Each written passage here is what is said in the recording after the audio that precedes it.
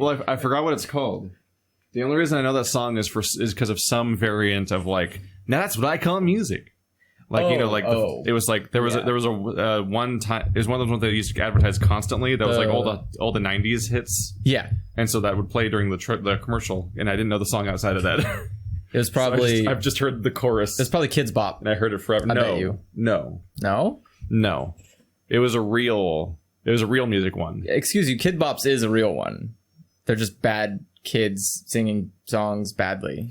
So I was driving down the road, and I saw a sign that advertised, I think it was Trevor Noah was going to be there, which I think is the new host of The Daily Show. Okay. And then also Kids Bop. As in like a concert for Kids Bop?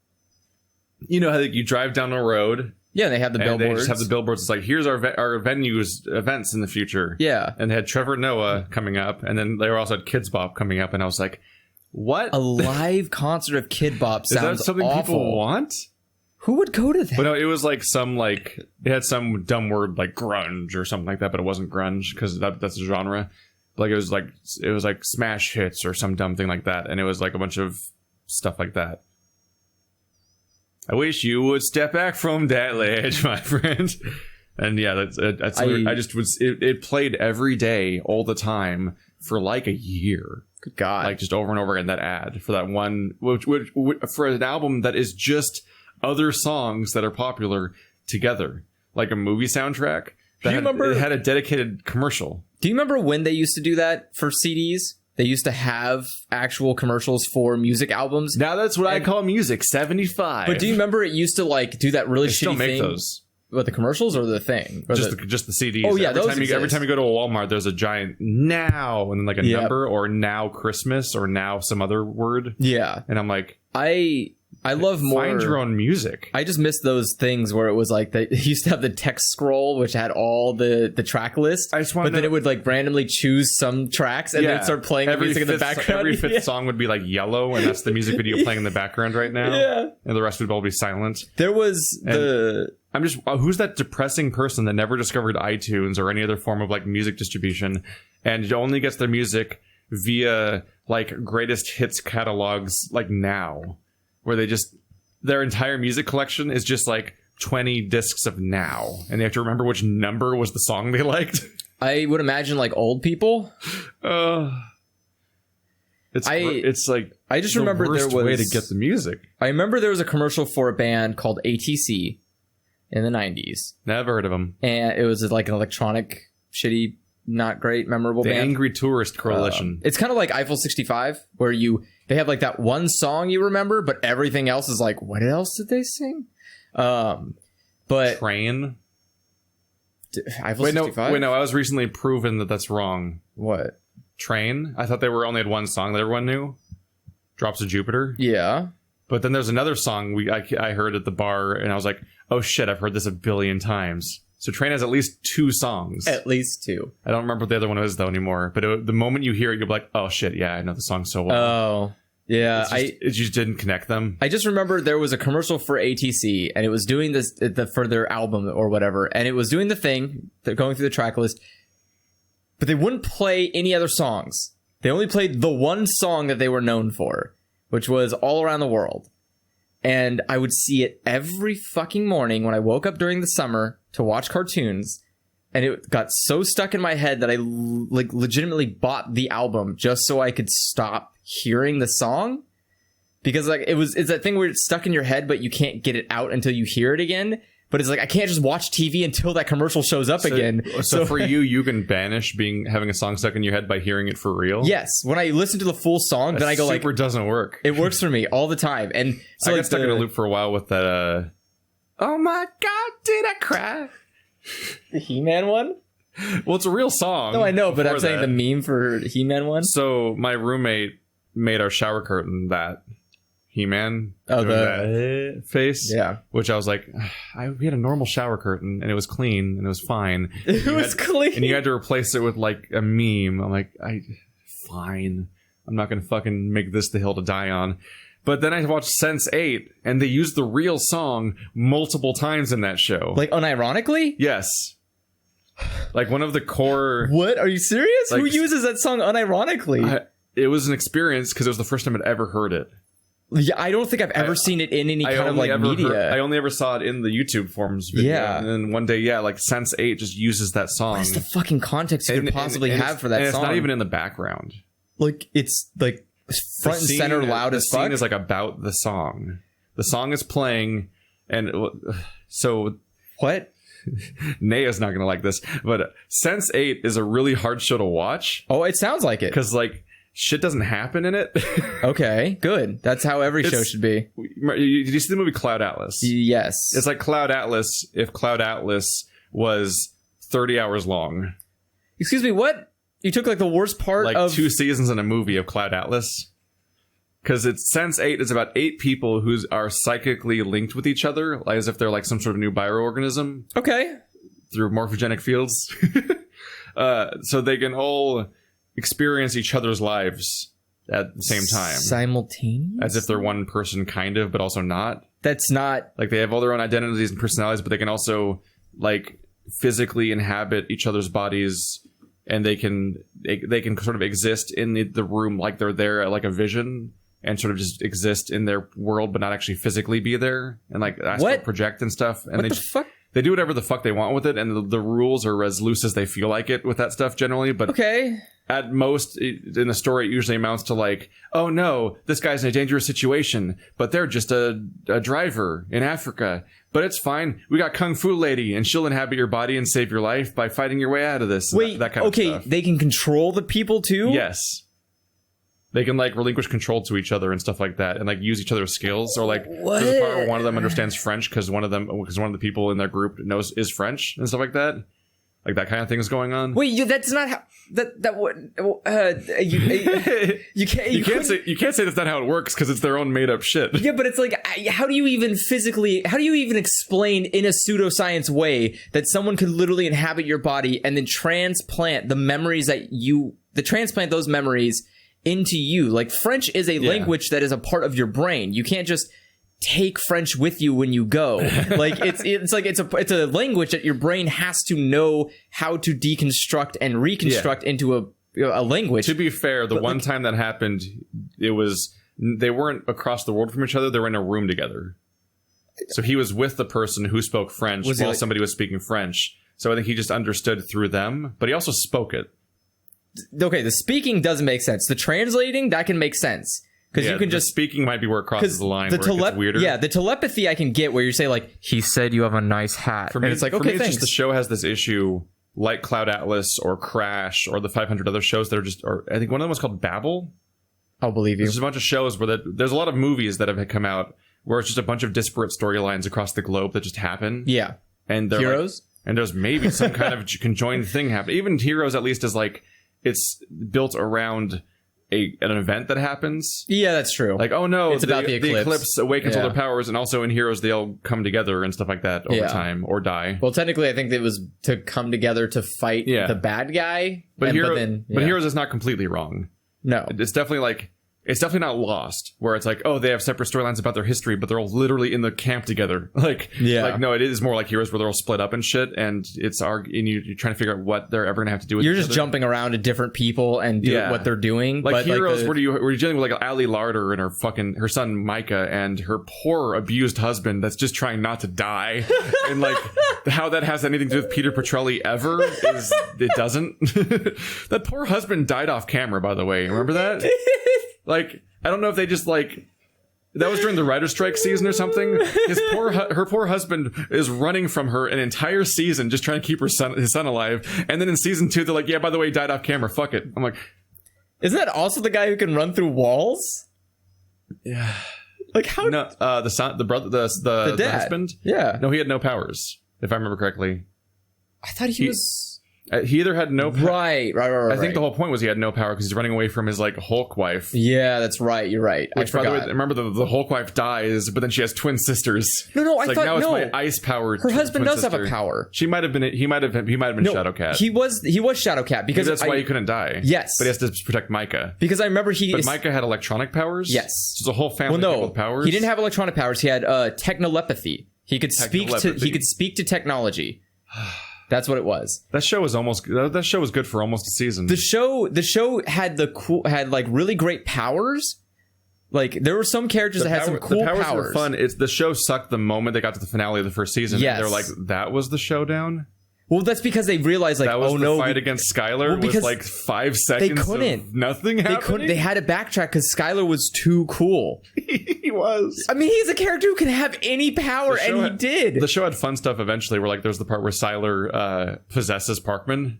Oh, so, like, yeah. Like, yeah, this is fun. He's to try to like kill people from inside you. And shit like that. Like, but there's so many dumb things. I think my favorite was when Skylar was president. In that weird alternate timeline, and he was like the president of the United States, and like he had all these powers. Or like how, or how Peter Petrelli's too overpowered. Oh yeah, they had to nerf him so you can only have one at a time. They had to break him they had to keep breaking him over and over again. Yeah, like because Peter Petrelli was Skylar, except he was just absorbing everyone's powers. Well, no, remember he was like the good version of Skylar because Skylar had to kill people to get their powers, but Peter Petrelli only had to touch them. Peter Petrelli was like permanent rogue. Yes. Like rogue that just keeps every power instead of having it for a brief moment after sucking souls out of you for a bit. Like he would just empathically like take all your powers. Yes. But not take them. Yeah, you still had them. You would just have them. So he was Skylar took overpowered. Them. Which like the first plot point, the whole point was like he was going to blow up and blow everything up because he would take a power he didn't know how to control. Yeah. But the moment that's over with, then you're like, now he's too overpowered and still alive. Yeah. So then they're like, fuck, now we can only have one power. And then later on he lost his powers and then they injected him with a new power. And I'm like, fucking... The show gets so awkward. It's so awful because, like, and also the whole season's about saving the cheerleader. Eventually, Skylar just gets the cheerleader. Yeah, he just gets that power, and it's like, which is a cool by the way, scene. It doesn't end anything. That's a cool scene, by the way, where the cheerleader's head is open, and he's sitting there like finding the power, and but she's alive because she can't die. So he's just sitting there like, it would be kind of cool to not die. We can be alive forever together. And she's like, why? But it all was dumb anyway because Skylar and Peter just get into get put into the hyperbolic time chamber so that they can like reformat Skylar's hard drive or moral compass by punching a wall a lot. Yeah, they punched a wall until it was down, and then Bell and then Skylar was happy. Then Kirsten Bell teaches him about love. Oh, because she was lightning power lady. Yeah, and then it had the best. It actually had a decent series finale. You know what upsets me is that like this is a really weird tangent. Like forever now, my brain is just permanently scarred with the knowledge of Heroes and how like I can't good remove it should have been. Like it's not like the song where I can listen to a song and it's like okay I can get it out of my head. I can't rewatch Heroes and get Heroes out of my head. It's stuck there. They tried to bring it back. I know, and they didn't. Did it get canceled already? Yeah, I assume. Yeah, wasn't it just a bunch of new characters and just AHRG? Yep. Which is like one of the only good characters anyway.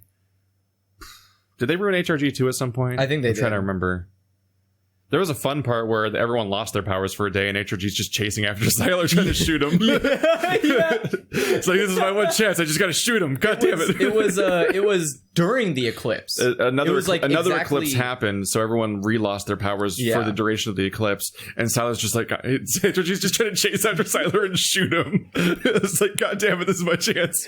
Yeah, that was like, I remember that episode being like, everything was fine, and the Skylar was like, wait, I don't have my powers. And then it suddenly became a like everyone kills Skylar. He's like, it just starts running. Like I think it's through the Amazon. He's like in the Amazon running from like 3 heroes that are chasing after him to kill him. And he's like, oh shit. A lot of stuff happened. Because then once the moment the eclipse is over, he's like, fuck all of you. He's just like everybody's like, okay, okay, God's back. Let's just go home now. Like it was rough because every confrontation was so over instantly in that show. Yeah, like. There's a whole... I guess we're just spoiling Heroes at this point. Surprise. Spoiling Heroes, excuse you.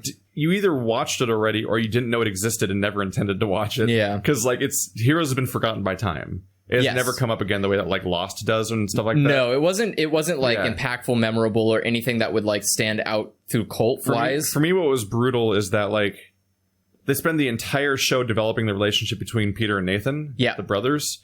And then out of nowhere, at like the season 2 or 3 finale, like they're like, we're going to fight Skylar. And there's like a 3-second fight where Nathan dies. And I'm like, all right. Well, because, I mean, for one... It's like so abrupt. Nathan's like power was what? To fly? What they did with it was fun because Skylar...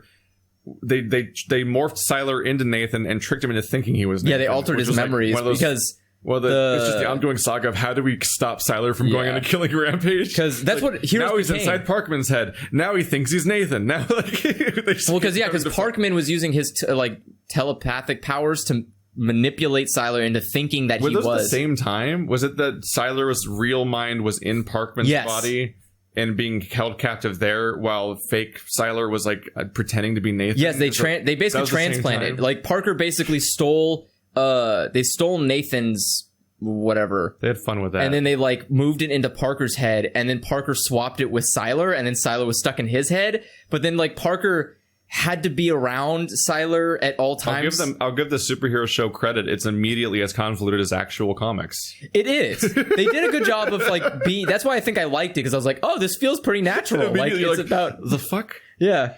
Which it takes like when you watch a CW show, it takes a lot longer to get that convoluted. Yes. Like it takes like it's like season 3 before you're dealing with the fact that like Flash is now fighting an evil villain that was one of his Flash clones that he did in order to stop something. Like that's an actual plot point they got to, is that in order to stop something, he had to clone himself with a speed force, but then one of those versions of him that like because all those versions of him were doomed to die because he was like kind of suiciding to do this thing. Yeah. And one of them becomes the next villain's because of what happened, becomes the next season's villain. And like that's the type of convolution it gets to. But then what gets really obsessive and weird is that they have they kept establishing all these different side characters from the comics in Arrow and Supergirl and Flash. Yeah. And they keep introducing people like the guy that's two people fused together and he's a nuclear man and stuff like that. Oh, yeah. Like 20 characters like that. They just keep throwing out new ones over and over again, like Vibe and Killer Frost and all these other people.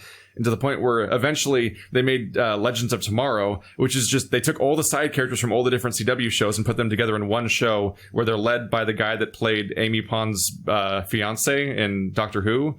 And they're going through time. They're on journeys through time to fight time crimes, basically. Is this like when they tried doing that thing from Doctor Who? Torchwood? Yeah. Not even that, because Torchwood didn't have time travel, I don't think. No, but Torchwood was like that weird... Torchwood was like Agents of S.H.I.E.L.D. Yeah, but Torchwood was like let's take all these side characters and kind of like do something but I think Torchwood might have been like 2 side characters. I didn't watch it, though. I knew it had Martha. Yeah, and Martha, it also had what's his face. Martha and Captain Jack. Yeah, Awesome. Captain Jack, the best character. You mean the head? Yeah, that's the head of Job. No, something else. No, Job is the Bible thing. Yeah, but that's a weird detail. I will admit I was legitimately taken aback when it was like, and that's the guy, that's the captain. I was like, excuse me, what? I feel like they might have revealed, they might have regretted the reveal that head was Captain around the time they were doing like a multi-season show about Captain later on. Yeah, they were like, and that's how he ends up. What does that mean? It's weird because it's like the premise was that apparently Captain's like immortal. Or he does like long life, but he was immortal at the time because whenever he died, he was like, "But I actually can't die." Or something. Was like, I haven't watched season 9 for a while, or Doctor 9 season 1 for a while. Yeah, this is the most impenetrable conversation we've ever opened a podcast with. Yeah, this is like noise. It just keeps going. This doesn't make any sense to anybody. No, but in any case, welcome to the podcast. But you know what's? So here's what's hurting me now.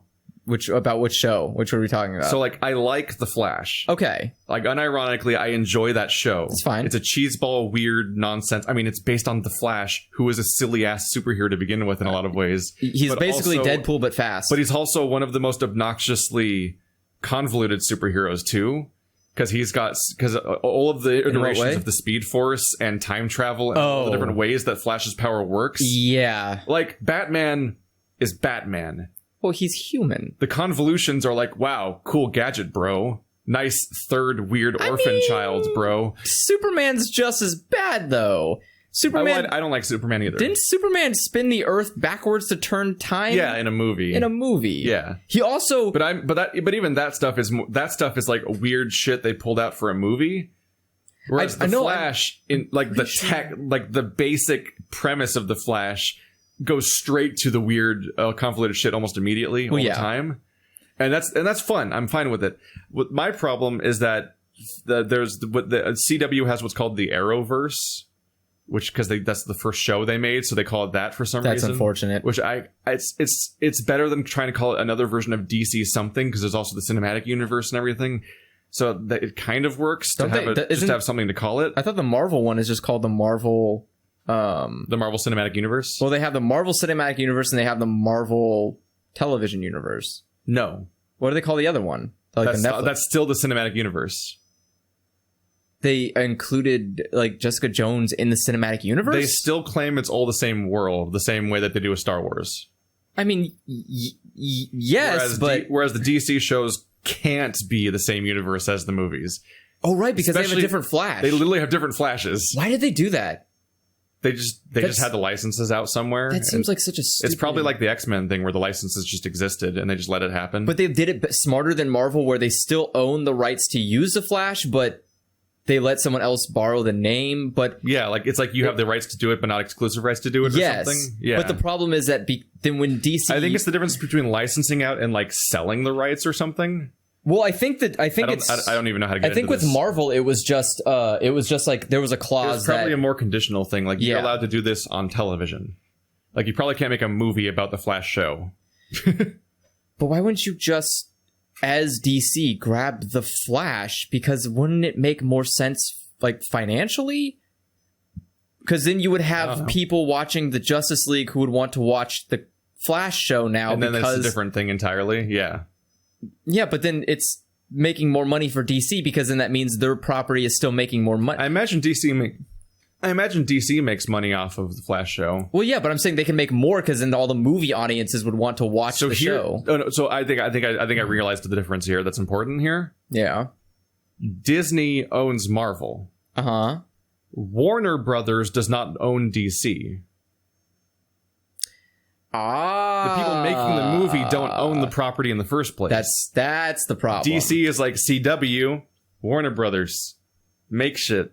Whereas Disney and Marvel are one company. Well, Warner Brothers, you need to get on that shit. So like Warner Brothers apparently... can't be like, you can't make shows about this. We're making stuff about it. Like, cause it's like, no, What is Warner Brothers doing? Follow the Disney route. What does Warner Brothers own? They own literally jack crap. They own Bugs Bunny. They own Animaniacs. Yeah, they own Bugs Bunny and Animaniacs, those cartoons. No, they don't own Bugs Bunny. Doesn't it? No. That's Hanna-Barbera. They don't own Hanna-Barbera. I don't think that's No, you're wrong. What? You're very wrong. Looney Tunes? Yes.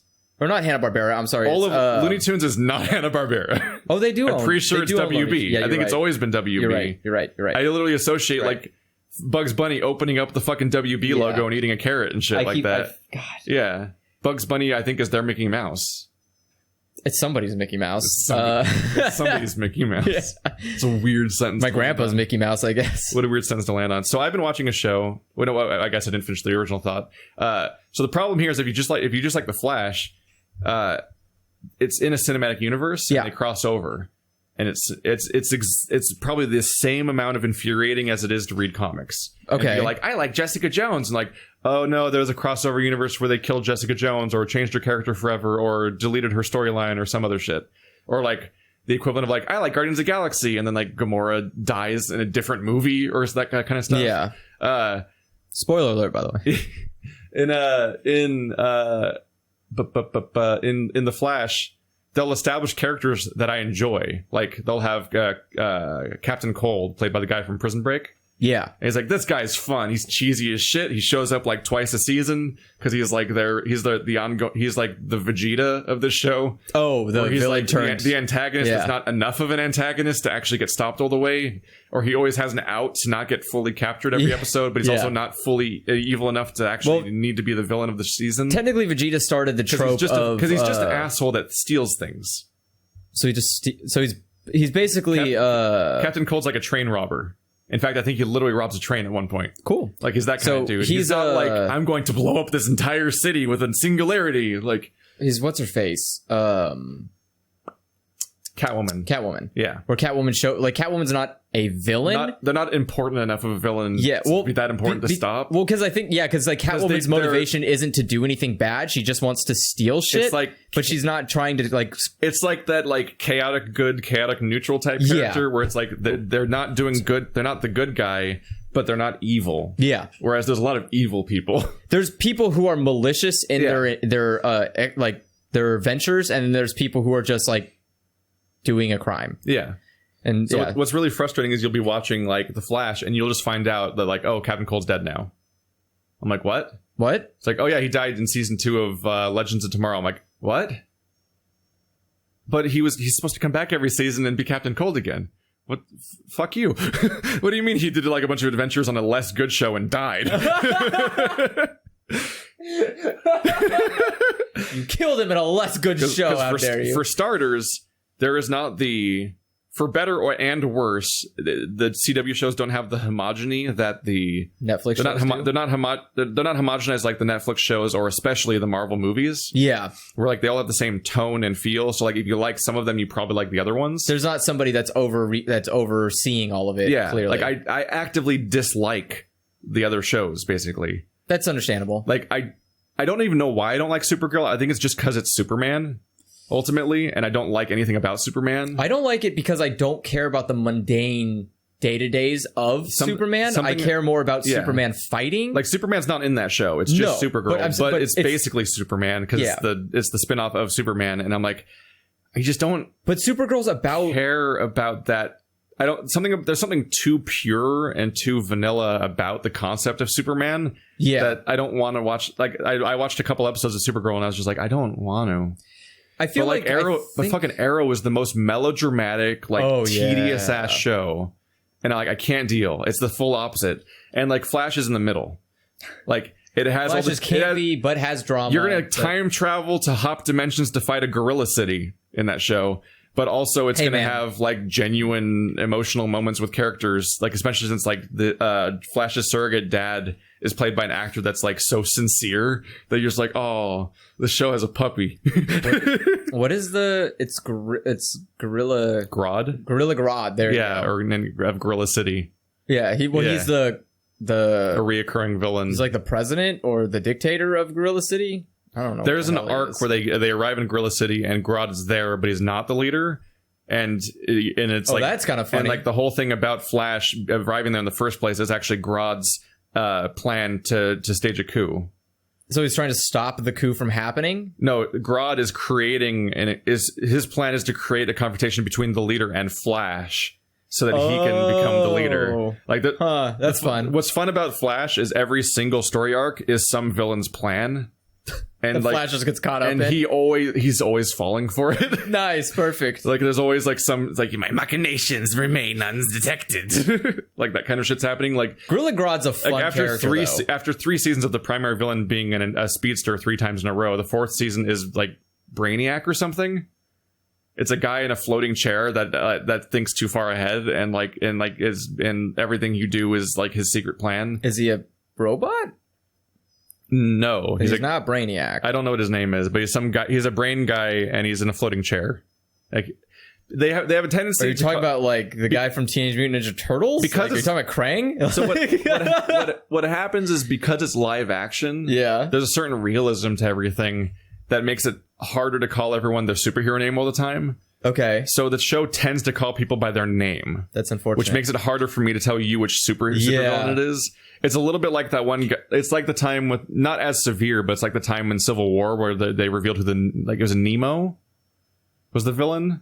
Oh yeah. It's like Captain Nemo or something, and you're like, who? And then you look at pictures of him. It's some guy in spandex and shit, like they always are. I think it's Captain Nero. Yeah. So it's like that a little bit, except they still do the wacky shit, but they tend to call them the person's name in a lot of cases. Yeah. And at most, the running gag is that Cisco names every character on the show.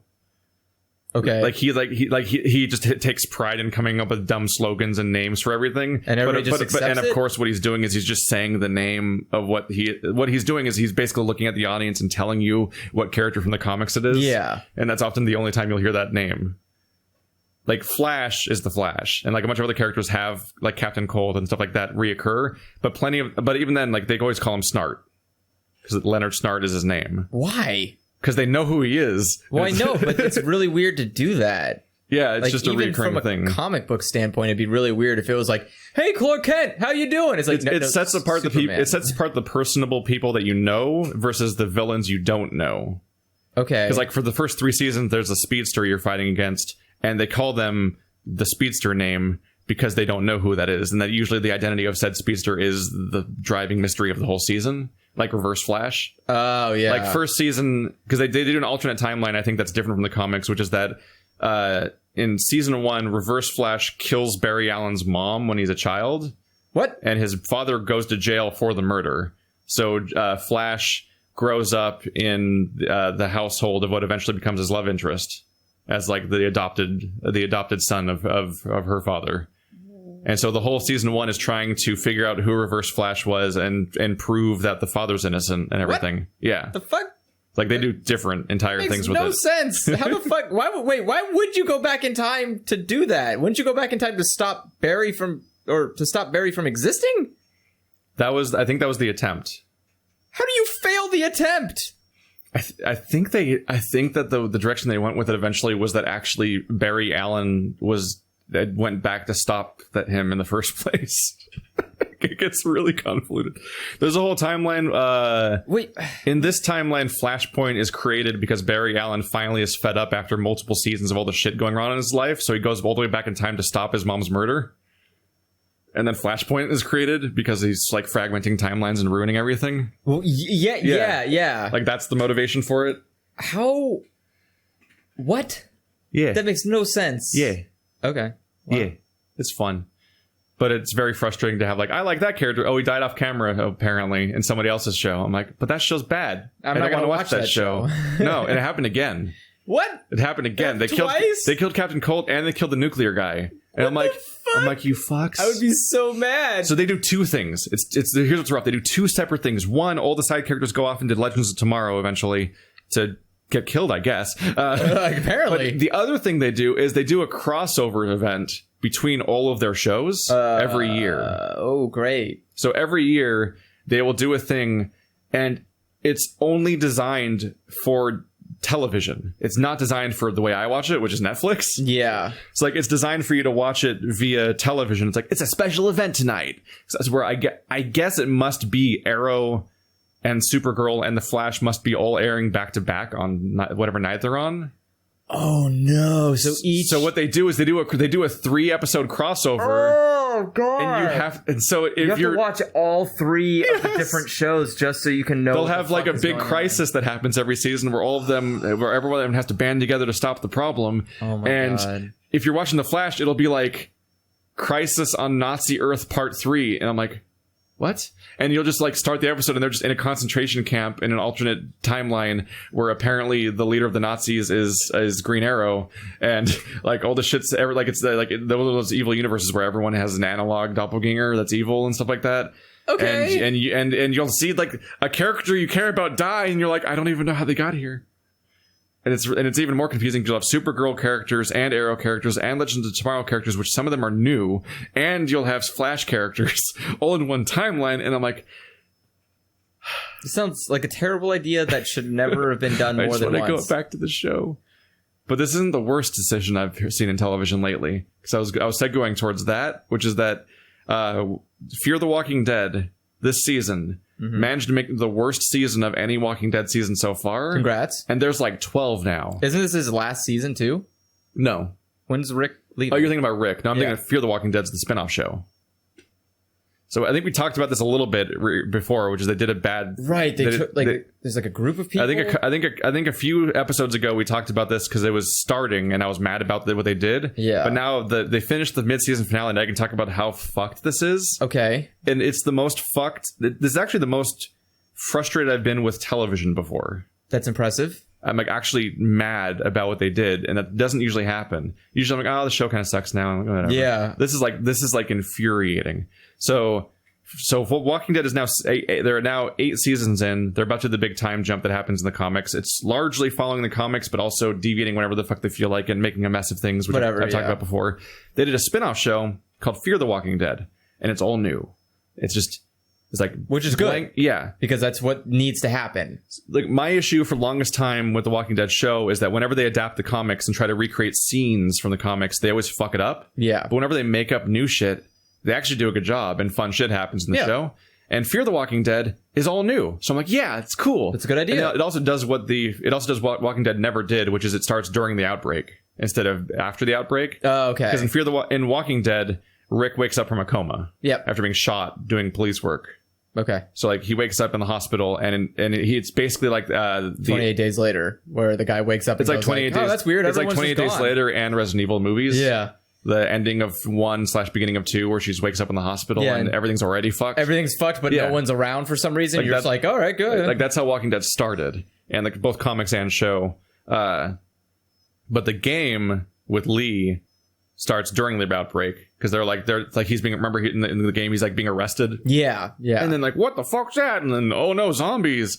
Fear the Walking Dead does that. Like it's mid outbreak and it goes on. It's starting from day one, and like I'm convinced the entire first season is already over timeline wise of Fear the Walking Dead before Rick even wakes up at the beginning of the original show. That's cool. That's how fast there was you would have multiple episodes of Fear the Walking Dead taking place over the course of one day. That's how like tight the time scale was of the outbreak and the development of the storyline. It's damn. It's a break from like fucking Walking Dead where they're like, we live in an outpost and I don't know, this episode takes place over the course of a week. Like we're farming now and stuff like that. Yeah.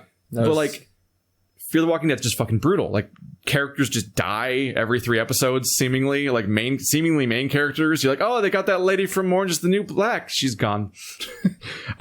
I guess you got to go back to the season. You would think that being a family with the main characters meant they were safe. No, not even for like a few episodes.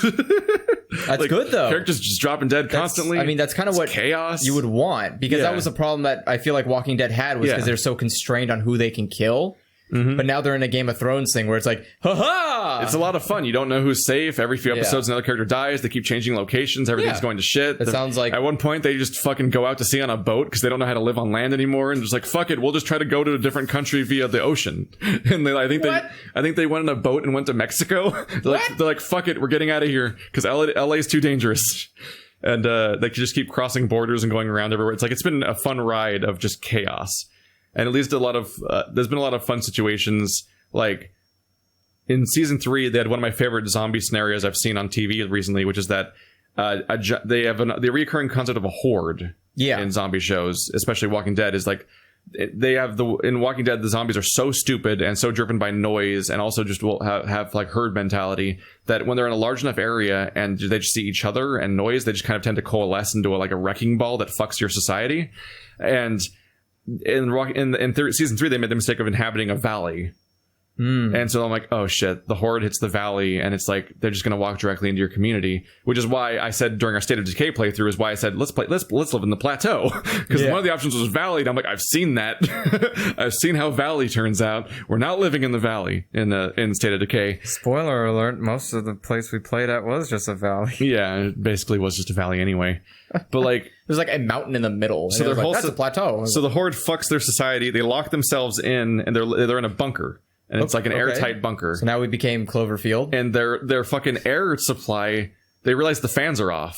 Like, oh shit, we don't have an air supply coming in. And they got to deal with like, all right, who was bitten during the outbreak? They want people to volunteer themselves for that, whoever was bitten, so they can execute them. Because they figured out how much time they have air-wise, and they realized they're not going to have time to fix the air supply in time, and they can't get out because the horde's outside. So they want to execute all the people who were infected so that they don't use up the air when they're going to die anyway. But then that's not enough. So now it's even worse. Like, okay, who's sick? Who's old? Like this, like it keeps like it's what? The situation keeps getting worse. The chopping block is just never going to be better. It's exactly that thing where they're trying to figure out that shit. It would be more advantageous to just fix the damn thing. Well, they're trying to fix it, and they're trying to buy time while everyone's on the verge of risk of dying. And as this keeps escalating, we still hit the problem where, like, even after they finally fix the problem, it's still like at the last second while everyone's on the verge of dying. Like, they're in there's the 2 people in the tube that are like fixing the problem, and everyone else is just fucking unconscious. And like a bunch of the characters are people you met. There's some of the people that helped with the whole like decision making process. Some people that volunteered themselves, and various other things that happened. And this great horrifying scenario happens, which is that in The Walking Dead, you don't have to get bit to be a zombie. It's just part of the air, if you right? Die, if you just die. If you die, you become a zombie. It's just that the bite is lethal. So the bite creates a lethal infection that will make you die. I was gonna say the bite just creates an infection, and via dying you become Walking There's Dead. like something in the air that turns people into zombies or some bullshit. So what you have is the situation where everyone's unconscious in the bunker, but you don't know who died via lack of air, and you don't know who died of lack of air. And one of the issues is some of the people who have died and turned are waking up first. Well, yeah, because so, like they're dead. The zombies are getting up while other people are unconscious, and they're just feeding on unconscious people and things. Wow. And you just have one of the main characters wake up in the middle of this utter chaos situation where they're not even strong enough to stand, and they're trying to like claw their way away from like just this fucking hellscape of things happening. I'm like, this is fun. This is what happens when you have writers creating an idea for a fun episode and everything. And they fucked it. They fucked it straight to hell. How? So season 3 ends with a confrontation between two factions on a dam. Okay. And one of the characters sort of sacrifices themselves by blowing up the dam while they're on it, and the enemies are on it. Very Solo-esque. Yeah, they're doing a thing where they're like I'll blow it up. Like so that he's like gambling to like let his family escape on a boat long enough, and then he was going to blow it up. But then he ultimately has to, like, I think he ultimately like call his bluff, and he does blow it up. But his family's not far enough away. So they didn't call his bluff because because he wasn't bluffing. He was gonna blow the fucking thing up. They called his bluff because the family was upstream from the dam. Yeah, and they're trying to get away, and they weren't far enough away. Like, you won't blow the dam because you'll kill your family. Then he blew the dam, and so like the dam collapses. His family is in the boat, and they're swept through. You don't know what happened to Nick, the guy that blew it up. You don't know what happened to the family on the boat. All you do is just see Madison, the arguable Rick, main character of the show, wake up on like the side of a canal, like clawing her way out of the water and shit, alone. And that's the cliffhanger for the season. You're like, oh shit, who survived? What people are coming back next season? Who you can see? Like, it's a fun ending. Yeah, and you want to see where it's going to go. And this is where they fucked it. The next season, and I'm spoiling the shit because the show's not even worth watching anymore because of how much they fucked it up. Jesus, wow, that's a bold statement to make. Walking Dead had a character named Morgan. Okay, and this fuck. He's the guy from the first episode that Rick encounters in the very first episode, and then he disappears for the longest time, and he keeps reoccurring and coming in and out of the show. The and Moriarty of the Walking Dead world. Yeah, well, he's not evil necessarily. No, but he just shows up and he's like, hell, it's me again. And it's you kind of have check-ins with the Morgan where he comes back again. You're like, oh, Morgan's back. I think by now he's probably dead in the comic, but in the show he's still around, and they made him like practically a main character, and he's really insufferable because he's like a monk or something. So he keeps going back and forth between like being like Zen and it doesn't have to be this way and stuff like that, and trying to talk people out of ever being violent. But then like then he loses someone he really cares about, and then he's like violently psychopathic crazy, and like goes back and forth between that. They decided, I guess, that Fear the Walking Dead wasn't getting enough views or something. So what they did is they took Morgan, and he was shaken by what happened in Walking Dead recently. So he leaves, and everyone says goodbye to him, and he takes off. He walks across the country to the setting of Fear the Walking Dead. Okay, carry on. And he becomes the main character, basically. Oh, good. So he walked 1,000 miles and became the character of a new show. So here's the first massive problem. Yes. Because a character just switching shows isn't a huge problem. Wait, how does it work in time? In fact, I've always kind of wondered if... How does this work in the timeline? Like, in particular, I've always hoped, like, hey, if they ever kill Fear the Walking Dead off, maybe those characters will just show up in Walking Dead or something, right? Yeah. Here's that you've zeroed in on the problem here. Okay. Which is that I'm pretty sure all of Walking Dead Season 1... Fear the Walking Dead Season 1 takes place before Walking Dead Season 1. That's how fast it happens. Yeah. And consistently, that show is rapid-fire events happening, and people constantly dying, and it's just a fucking mess. And Walking Dead is a slow-ass show. In Walking Dead... Not only are they 8 seasons in, so they already have twice as many, almost 3 times as many seasons, actually, if you compare 3 to 8. Like, it's a huge gap. Yeah. But also, they have multiple storylines of, like, Season 2 was the farm, Season 3 and 4 was the prison, and Seasons 6 and 7 and 8 have been Alexandria. Like, they've been living in safe locations that are inherently full of, like, time skips. Not only, yeah, I was gonna say, it's been, like, years, hasn't it? Yes. It has probably been, like, 2 years. Okay, yeah, that's what and Morgan just leaves and goes to Fear the Walking Dead, a show I'm pretty sure is like 3 months into existence. So it fast forwards to Morgan's arrival. Wait, she was unconscious for 3 years outside of a riverbed? So what the show does, they fast forward to Morgan's arrival. the first thing they do is they have Morgan. The first episode is just Morgan meeting some cowboy dude. I'm like, oh, great. We have 2 new main characters. Oh, good. And it's a whole episode of them hanging out and meeting each other and dealing with shit. And not a single sighting until the final shot of the entire episode of any of the characters you know. Okay. And you're like, and immediately you're like, oh, shit. So it's like, it's all of the characters minus 1 in one location. Just together. Great. And it's slightly interesting that the Fear the Walking Dead characters are framed like the antagonists, because they do the thing where they have somebody on the road being like, oh, help me, what's wrong, like, and you're like, oh, what's wrong, little girl, and then it's like, haha, we got you. Yeah, like stopping a caravan that way, and that's how the first episode ends. But immediately you're like, the fuck, it's the same exact people from season 3, but it's been like a year and a half. And they've lost people like every fucking 4 days, it's felt like. Like, they can't stop dying. Like, that cast of people is only like 3 of the people from the beginning of the show. Yeah. And a bunch of other people are all swapped out random people that have come in and out over time. And it's like, you're going to tell me that after the most chaotic show ever, just a year and a half passes where nothing interesting happens? And they're just fine? I mean, maybe they just largely? finally find a place they can just hide in for a year. But it gets worse. Oh, it does. Good. Because at this point, the main characters are... So you've got Strand, which is the black dude that owns the boat from season 1. That led to them having that plan. Then you have Madison, Alicia, and Nick. So it's the mother and the 2 children. Okay. They've survived all this. They have all their the stepmother died, her son died, their father died, like every other character in the family is dead at this point. It's just down to these 3 left. And what they do something really insufferable here. The whole show is split between modern timeline and past timeline. And they're cutting back and forth between what's happening right now with Morgan and flashbacks that explain what's happened recently with them. And the entire time, because they're afraid you'll be confused, they put a fucking color grading on the screen based on what timeline it is. Oh, good. See, this whole season is either like weirdly saturated or poopy colored all the time. The entire season always has a color grading on it because they're afraid you won't be able to tell based on the characters on screen what timeline you're in. And why did you do it? It's like that's a question you should ask yourself. How are the audiences going to know? Well, they won't. Then let's not do it. But they immediately kill Nick at the beginning of the season. Okay. And then over the course of the entire thing, they finally reveal via flashbacks that also Madison died in the flashbacks. So out of the main characters, they're down to just Alicia and Strand, and then everyone else is just new people they made up for this season for the time skip. And it's like they literally just like the stuff I said about the Ship of Theseus stuff I said about Walking Dead is happening here basically, but so fast and so forced that it's like not even a show anymore.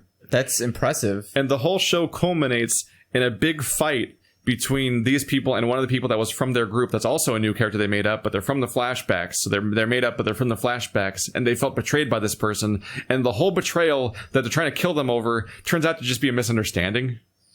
And it was over nothing. Good anime So tropes. the conflict was just fake the entire season. And it's like, holy shit, how did they literally just ripped all the organs out of the show and just made it a different show and just hoped that no one... So like, the show just became a zombie. I looked at the subreddit and everyone's furious. Oh, I would imagine. Because they did the equivalent of killing Rick and Carl in one season while just replacing them with new main characters that you're supposed to like better. You're supposed to like better. These guys are known. It'd be them, like right? as if in Devil May Cry 4 when they added Nero, they also killed Dante. It's like, now you have to deal with Nero. He's the only one. Fuck you. Or, if they killed Snake. Yeah, I was going to say, if they killed Snake and just were like, Raiden's the new Metal Gear. Yeah. It's like, what? Like they did that full on. Oh my god! How did this get approved? Wouldn't this be like clearly caught as a bad idea? Fucked. But it gets even worse. How? The entire season is about a villain that I cannot articulate the motivation of. So you have no idea why he's bad? He just is bad? So Madison and their group... know why he's doing anything he's doing? We're supposed to believe that in this year and a half, Madison and their group took over like a baseball stadium as being their new camp they're going to have as their base. Yeah. And they're going to fill it and they're going to keep inviting people in and like try to build a community and stuff, which is like, sure, that's Whatever. That's a very common plot line throughout this universe. Throughout most universes with zombies. Yes. Yeah. So you try to create a community to save the world. They're going to try farming and shit like that. Yeah. These guys show up in a caravan of RVs outside called the Vultures. And they're just like, your community is going to fail and we're going to be here to pick up what remains. And it's like, that's just their claim as they go from community to community and watch them collapse and then profit of that somehow. Should they just kill them? And they're being What if they just kill the vulture? And what's weird is they're being weirdly threatening and they're just camping outside the front door the entire season, just sitting there. And I'm like, how are you guys always safe if you never have shelter? You're always just in RVs? I was going to say, like, wait, what? How are you, and also, aren't you guys... Also, aren't they at risk if zombies came and just flooded the place? And they're claiming that all communities just fail no matter what, and they're just antagonizing them nonstop. And they seem to act like they have a vested interest in this community specifically failing. Like, it's so important to them for some reason the communities fail just to prove them right or something. But, like, I can't... And the fucking internet commenter version of zombie survivors. Like, I watched this for an entire season, and I've actually read people try to talk about it too, just try to make sense of the villain at all, because I can't figure out what their plan is or how it works. I think they want they keep pressuring the community to just leave. They want the land? But they don't want the land because they don't take the land. What the fuck do they want? But like, if the people leave, they're going to take all their shit, right? Like, if you leave... You mean the land? Because aren't they just going to take the shit with them when they leave? That's what I mean, yeah. It's like, if you leave, you're going to take all your shit with you, right? Yeah. But also, if the community dies out from lack of resources, which is what they seem to say is going to happen, then they ate all the resources. Like, if they starve out, that means they ate everything. Maybe they eat people. I'm literally like, what the fuck? I watched a whole season of the show where that's the antagonist group of the entire season, and like, I can't tell what their plan is or what they do. This is like Mad Max logic. And it's like, they were... Like, where it's not supposed to make sense, it's just supposed to be insane. I challenge people to explain in the comments if they watch this season what the fuck they think the Vultures even are, or how they function, or how they work ever. And also, they claim that all communities fail, but they're a community. No, they're not. They just don't have a house. They're birds. they're just migrant... Like, what do you call it? What? Migrants? Is migrant even the right thing to call it? It's like people who nomads. Nomads, that's the word I was thinking of. They're just a nomadic community, which is just less safe. And also, everyone's a nomadic community because every society in Walking Dead all have cars. Yeah, much like the nomadic community that they are. If they had to leave their society, they could just get in all the cars and leave. They just don't have the part where they have walls, and they're like, we're better for some reason, and they never become more coherent as the show goes on. Good. And then they eventually die out, and it's like, what the fuck was that? The vultures die out? What happens is eventually zombies take out the community at the baseball stadium. Yeah, as would happen in a zombie apocalypse. And the vultures... They blame the vultures for that, and they hunt down the vultures to kill them all, basically. I would be surprised that happened. How could you think the antagonizing assholes who camped outside of your fucking house for like a month aren't the reason that your shit went to hell? It was... Did they not think anybody would come after them? Like, what is this? What do you want? I'm mad and I don't even watch it. What the fuck, Vulture? Why would you sit out in front of someone's house? You would think they would literally just, like...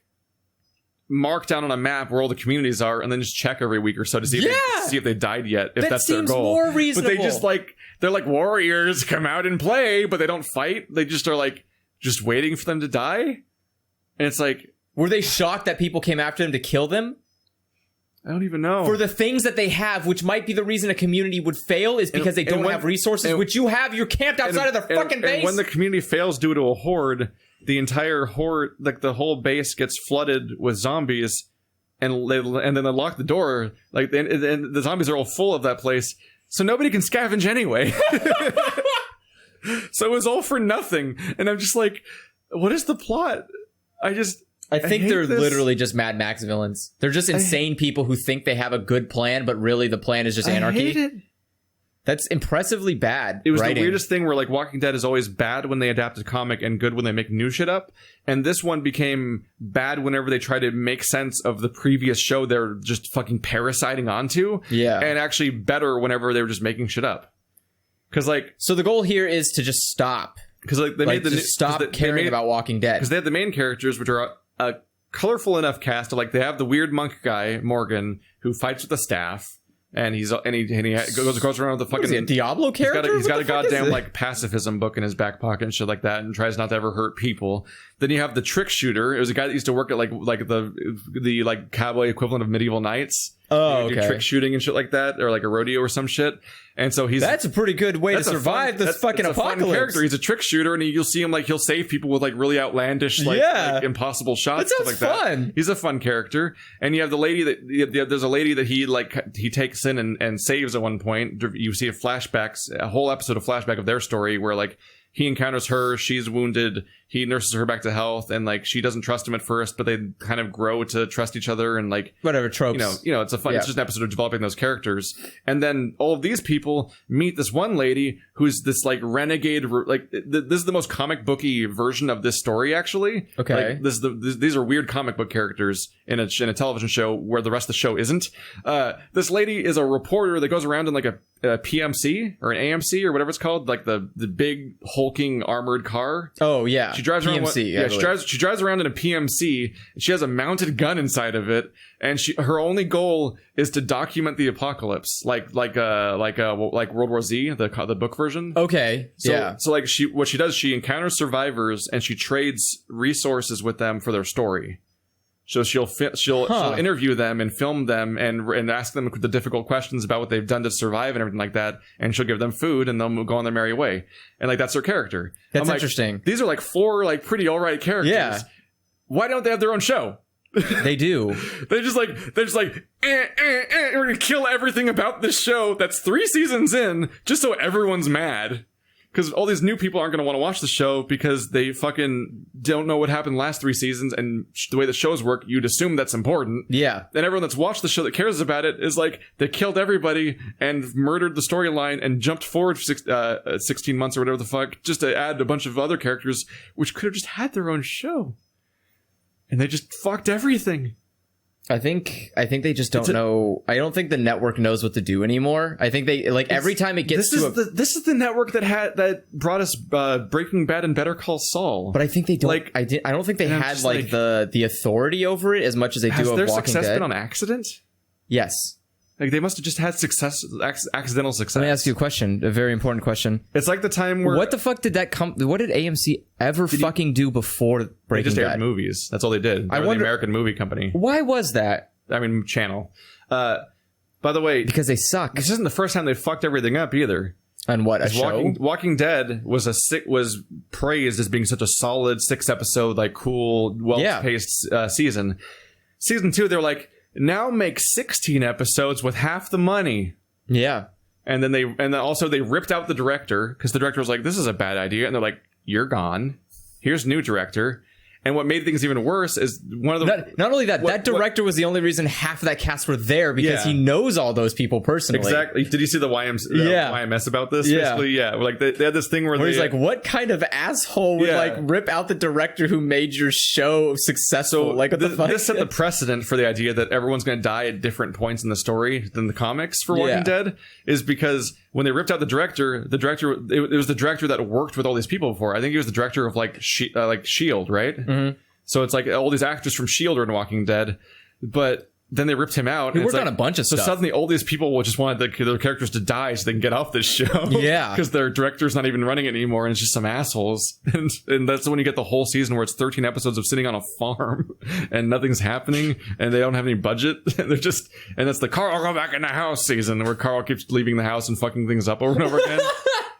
It's just like, they fucked up so bad. Everyone this is why I don't watch. Die. This is why I don't watch American television. I want to point out that show had John Bernthal, and I'm pretty sure he requested to be killed off because of how bad that season was being handled. You guys could have kept John Bernthal, the guy. You know who that is? Yeah. He's a good actor. He is. He's a good one to have on the show. He dies in the 3rd issue of the comic, which they didn't stick with. They kept him around for season 2, and then they could have had him for way longer. But they're like, let's kill off the best actor on the show. And then they did that 3 more times. And now we have what's left. Which is Rick. Yeah. Rick, the guy that was like, from Love Actually, that has the postcards at the door. And that's the only time I've ever seen him ever. I don't think I've seen him in anything else either. As being the postcard guy. And he's leaving the show now. And Rick's not dead in the comics, so have fun with that. I think I bet you it's going to be like I'm going to like a Superman thing, like goodbye Earth, and then just like leaves kind of thing, where he doesn't die, but he just kind of like flies away, and he'll come back 20 years later. They pulled so many fucking irritating moves. Like I said, so many times. This is why I fucking hate American television. Did I tell you about the fake out death of Glenn?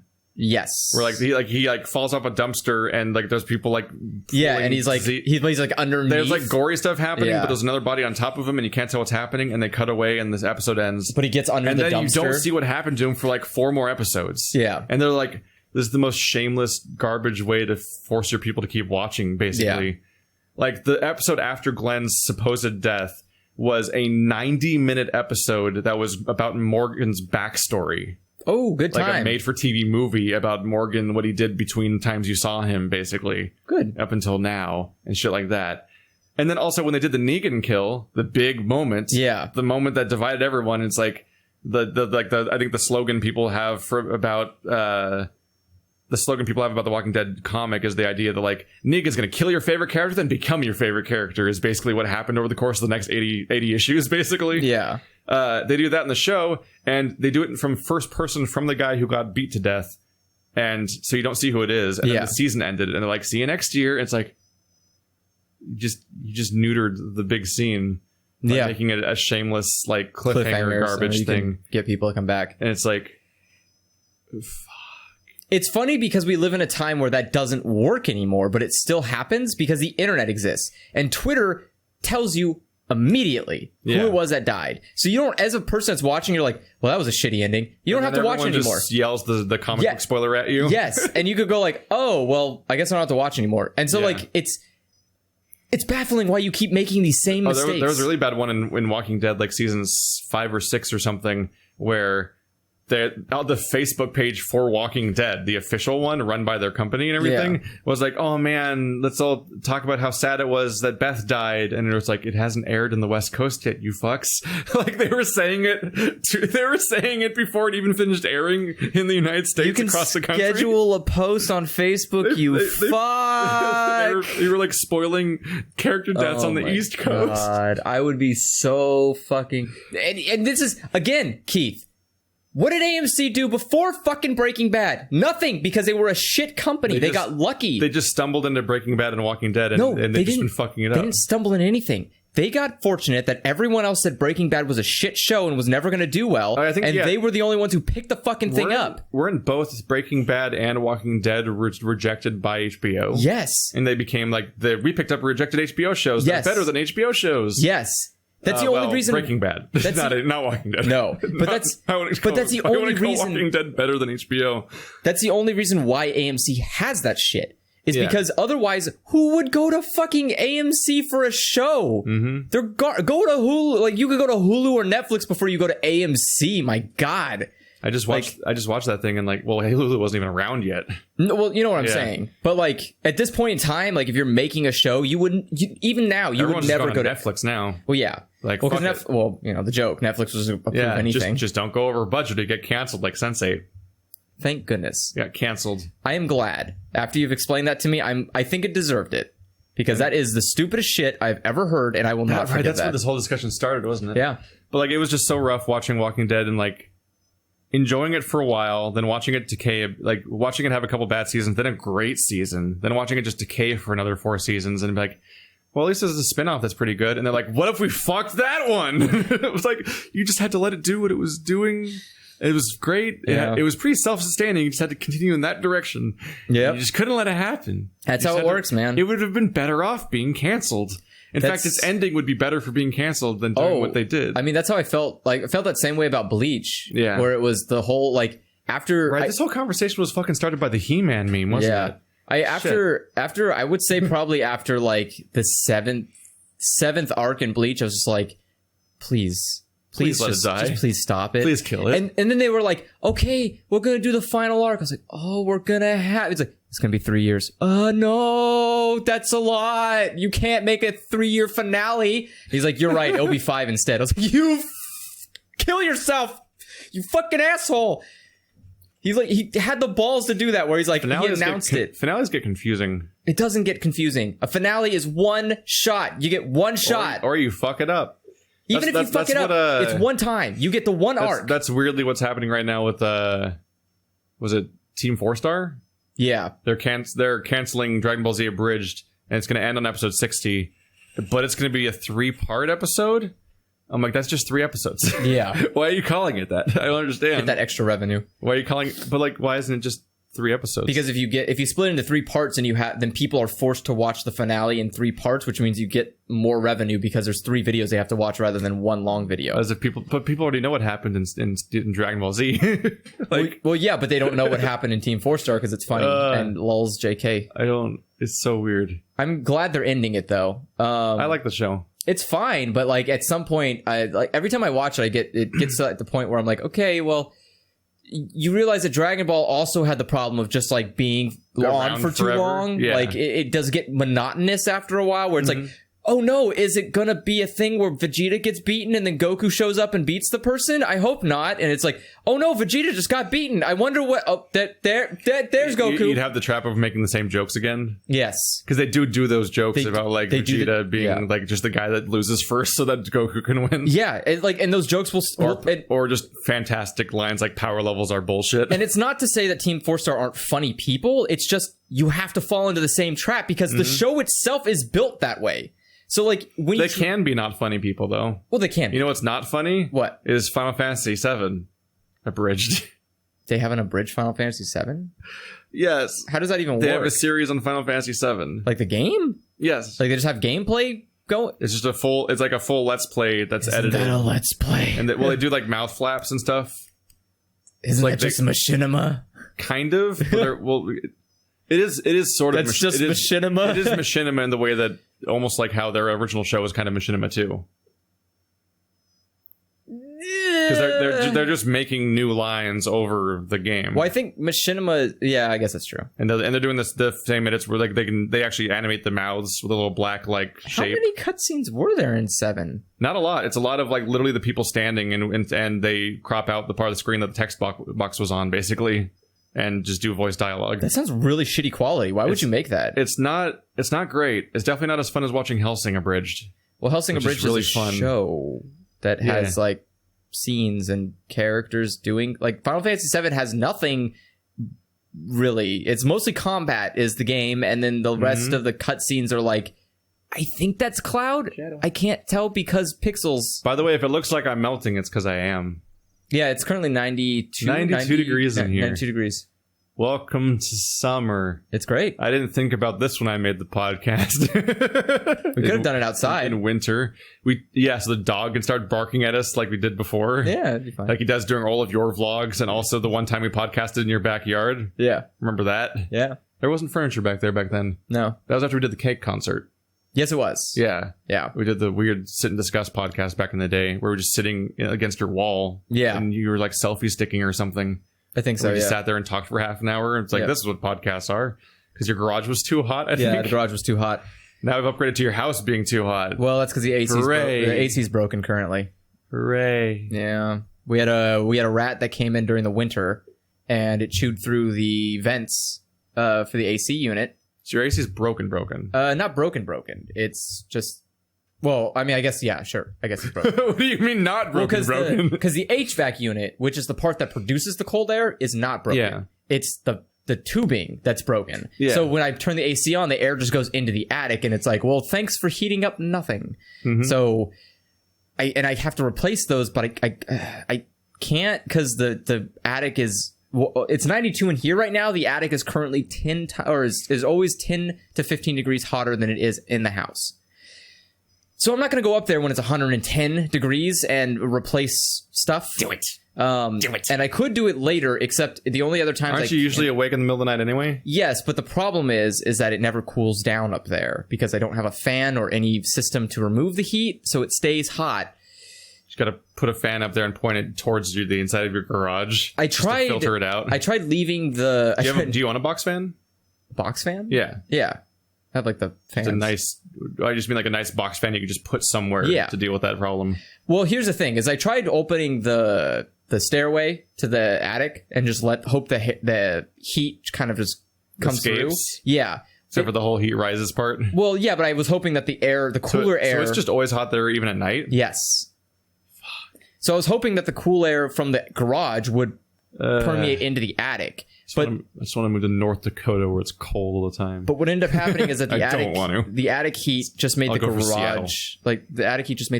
hotter. So now now they're both hot. Yeah, now they're both hot. And I was like, well, now I can't Now you got to go to the next step, which is to open the door, and now the world's hotter. Well, my window is open in the garage. You just melt the ice caps right there for Perfect. your infinite heat source attic. It's perfect. I don't mind. I'm sitting in here, not sweating, very comfortable.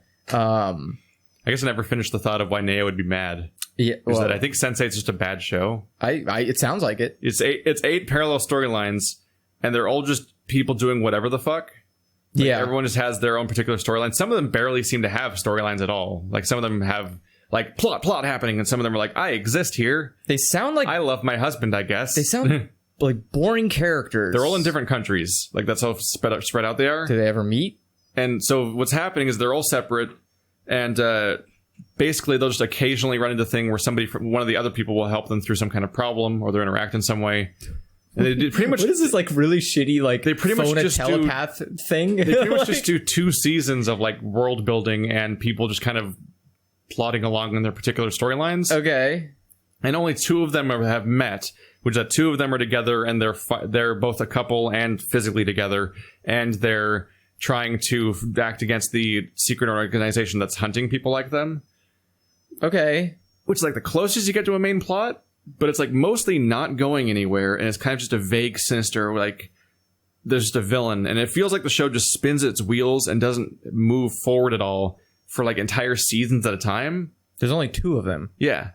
So exactly. Both seasons don't spin their wheels at all? Like the whole conflict feels like it's just like there is a conflict, and then it's just sitting there. Is it kind of like Inspector Gadget? The most you where get, like Claw exists in the background, but Claw never actually does anything. Like you never Inspector Gadget never goes after Claw. He never like appears in Claw's like base and goes like, "I'm gonna stop you, Claw." It's always just it does feel like that. It's always like, "Oh, there's some kind of bad thing today, and I guess it must be because of Claw." Is that what it is? Is it literally there's a bad thing happening? It must be the organization. He mostly doesn't interact with most of the people's lives. What the? It's just like the 1 or 2 people that were like exposed.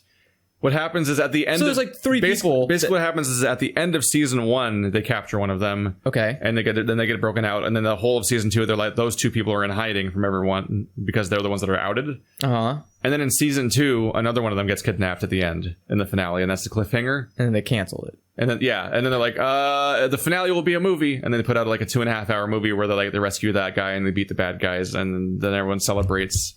What'd you just say to me? And here's they beat the bad guys. Spoilers for Sense8's finale.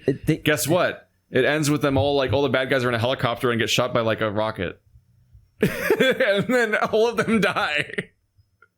Snake eater. They just all get shot by one guy's rocket launcher. What? Are you kidding me? And they're just all gone, just like that. And I'm like, all the bad guys, the whole organization, just gone in one rocket. The leader dudes or whatever, basically. What it's like fuck? Are you serious? It's all convoluted and weird, and it's just like the show is just such a weird mess where it's like they have like the guy that played Saeed in Lost is like he plays somebody that's from a different group of Sense8s. A different. Aren't they all the same? No, there's multiple pods. They're called pods. They're all the different groups of 8. What? And we don't know how many there are because they're all generally in hiding. Okay. But one of them is specifically the one that has been like deconstructed and destroyed by this organization, and he's like the last one left or something like that. Okay. And they use him they sometimes use him to contact the main group to threaten them or get information out of them, or sometimes he contacts them on his own to try to warn them, but maybe he's also working for them and he can't tell. Not with powers, right? What? They can't talk to him with powers. They can communicate with each other. The pods can communicate with each other sometimes. What? What? Sometimes what happens is one person in one pod manages to establish a connection within one person from another pod. So like they don't entirely connect with each other, but like there's like links between them in a way. It's really convoluted. And so at any point, I swear this guy showed up in like episode 1 to talk to them and was vaguely sinister, but vaguely helpful and vaguely pensive, but also maybe not to be trusted. And then he shows up like every other episode for the entire show, and every scene is the same scene over and over again. Like, I feel like every interaction with that character, which is one of the main characters they interact with, is just the same scene repeating all the way up until the end when he dies to stop somebody. But he fails, and it's not even worth doing because they all get blown up in a helicopter anyway, and it was pointless anyway. But it's like, it's so much shit goes nowhere. I don't get it. And to add to how much that's spinning wheels, a lot of the episodes, instead of being 40 minutes, are an hour long, sometimes more. And you know what they spend that time with?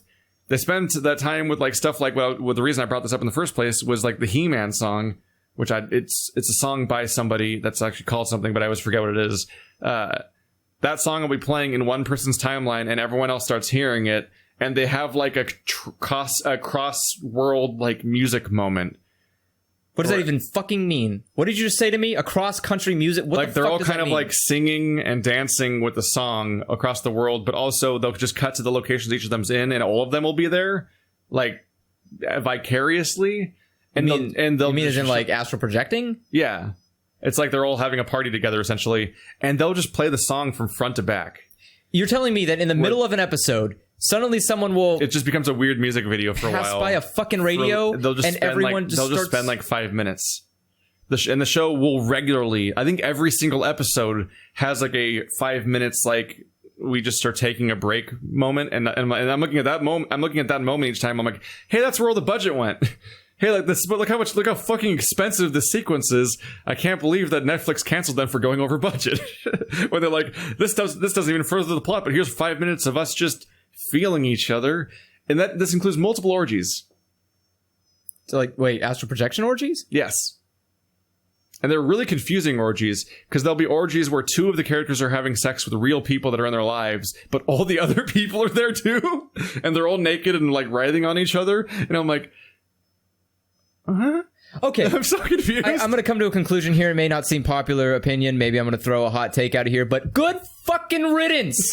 Get out. What the fuck did you just say? Half the things you said to me, I can't even comprehend because I'm a fucking adult who has a brain. I can get some of what Wachowskis are going for because, like, can you? Like, no, I mean, like, what their goal was. To steal money from Netflix? Not the execution. What the fuck was their goal? Like, both the Wachowskis are trans, and they keep preaching, like, universal understanding of other people and empathy, which was like what Cloud Atlas was trying to go for. Oh. And so this whole show is that in long form. Except so, bad. Like, and they'll be like, here's the guy coming out for being gay, and here's the trans person reconciling with their family, and like a bunch of other stuff is happening. But like there's like not a plot. So the plot is just a bunch of random things happening. So they just wanted to raise awareness for the LGBT issues. It's exactly as inarticulate as Cloud Atlas was. Where at most Cloud Atlas edited the climaxes of some of the storylines together as if as if there was a reason to edit them together. You know what I mean? Like you'd have Jim Sturgis being pretend Korean, shooting some dudes or whatever, while like not Bill Murray, Tom Hanks is like, I'm a caveman and I'm also in a climax, and they'd be editing back and forth between those two. Like, isn't it crazy how like there's a sci-fi climax and a caveman climax? And I'm like, but they're just different stories that you're putting together for no reason. But in Cloud Atlas they don't even meet each other. No, they're just separate stories for no reason. You know who did this really well? It's exactly as frustrating as Cloud Atlas, but for like a show you watch for years. you know who did this incredibly well? The Fountain. I've never seen The Fountain. The Fountain managed to take 3 different storylines. Granted, it's the same person, which is kind of like Cloud Atlas. The thing that comes to mind for me is Tree of Life. Was that like that? Well, the Tree of Life was in The Fountain. I think there's a show called The Tree of Life with not Jolie, Brad Pitt. Okay. Well, Fountain's a really good movie. I think. And it's got Hugh Laurie in, or not Hugh Laurie. It's got Hugh Jackman. Trouble, come on, get happy. Yeah, it's got Hugh Jackman in it. Which is weird. But it's really good. And Hugh Jackman is an actor that did stuff. Yeah. Like I'm just saying, like the robot movie. I'm just saying it's weird. Remember when he was in a robot movie? He's like Wolverine. Remember when he was in a skiing movie? Yeah, where he's like, I'm a retired skier, man, and I'm gonna ski you so good, boy. Like, and he's like, I did a good ski, and that was the movie. I don't know how you talk about this in a way. I feel like maybe this is their goal. I'm a retired robot man, and I'm gonna robot you good, boy. He's like, oh, yeah, I can be a robot man too. It's like, you did a robot good man good, kid. I wonder how many movies he's gonna make like that.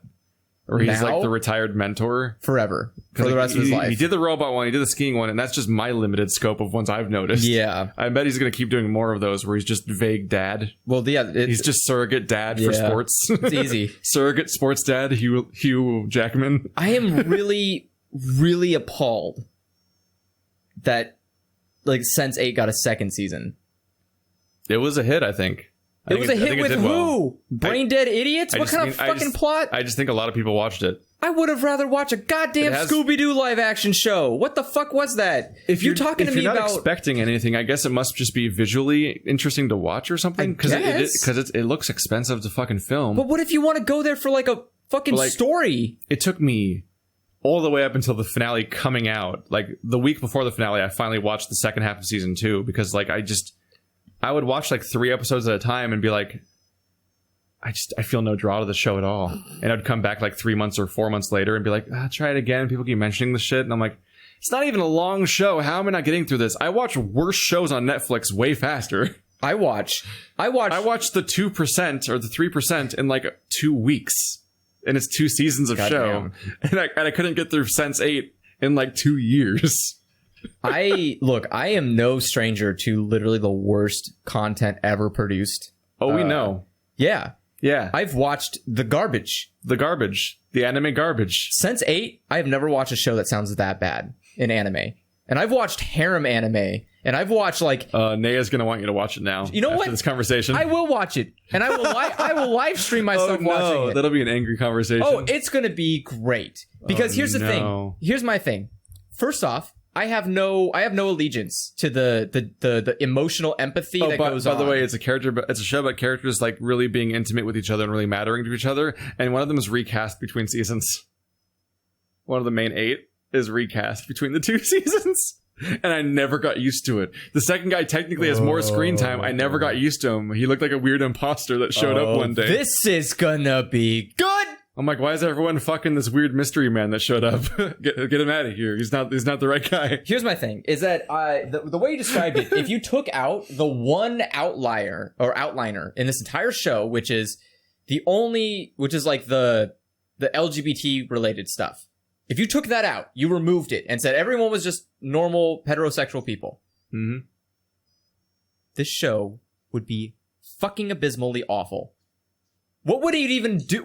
People would literally look at you like, I don't get what the fuck is going on here. Because, like, there's no drama. You can't have drama because all the drama exists. Do you think it literally only did well because of LGBT stuff? Yes! I don't think that's necessarily the case. I bet you that was the fucking case. Those people get a lot of attention. Yes. In particular, Nomi is the trans character, and it's very easy to get the feeling that she's just framed as being like the surrogate character for the creators.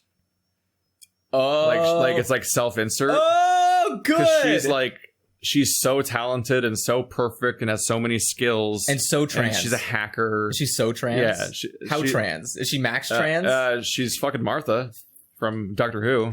What the fuck is that? Wait, what? What? It's Martha? Martha from Doctor Who is her girlfriend. What? Oh! I thought you were saying it as like she is fucking Martha, like she's actually Martha. No, the actress that played Martha is her girlfriend. Okay, I was about to have a fucking aneurysm. Like the one person I hated on Doctor Who more than anybody. No. I would destroy that show. I would literally nitpick every second of her life in that show so badly on purpose. Anytime she looked at the camera wrong, like she looked at a scene, fucking loser, get out of here. Just getting mad at Martha all the time? I hate Martha. She ruined Doctor Who for me for like an entire couple of seasons. Martha didn't bother me. I fucking hate her. She won't shut the fuck up every time I see her. Are you thinking of Donna? No. Martha. I thought you hated Donna. I hate Donna. Oh, I hate Donna. Don't you hate every companion? No. You like Rose? I like Rose. Rose was good. Rose is pretty good. You know what's not great about? Everybody says that. I think everybody's like... They didn't at the time. Because they're fucking So losers. many people hated... A lot of people were mad at Rose. When I first watched Doctor Who, I did not have any ill will towards Although Rose. I think the one thing people hated about Rose, I think, was that the Doctor seemed to have feelings for her.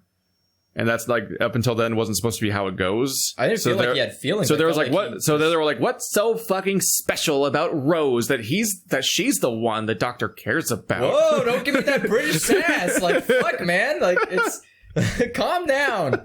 Maybe he. I mean, the doctor's not a lunatic. Like when I met her, it was in my head. For me, I think it's just dumb because every doctor is a different person. So any of them could be the one that falls in love with their companions or whatever. Oh, that too. Like, also, I felt the whole point of being different personalities is they're different. I felt like it was more of a really, really good like bond. I thought it was like a very close friendship kind of thing. Not like I want to fuck this person. I thought it was more of like the doctor really trusted Rose in a way that he never trusted another companion. Where it was like there's so much that until it became like a one-upmanship of everyone has to be trusted even more. Yeah, everyone has to. But the idea is that Rose was a really good character. No, I just remembered Clara.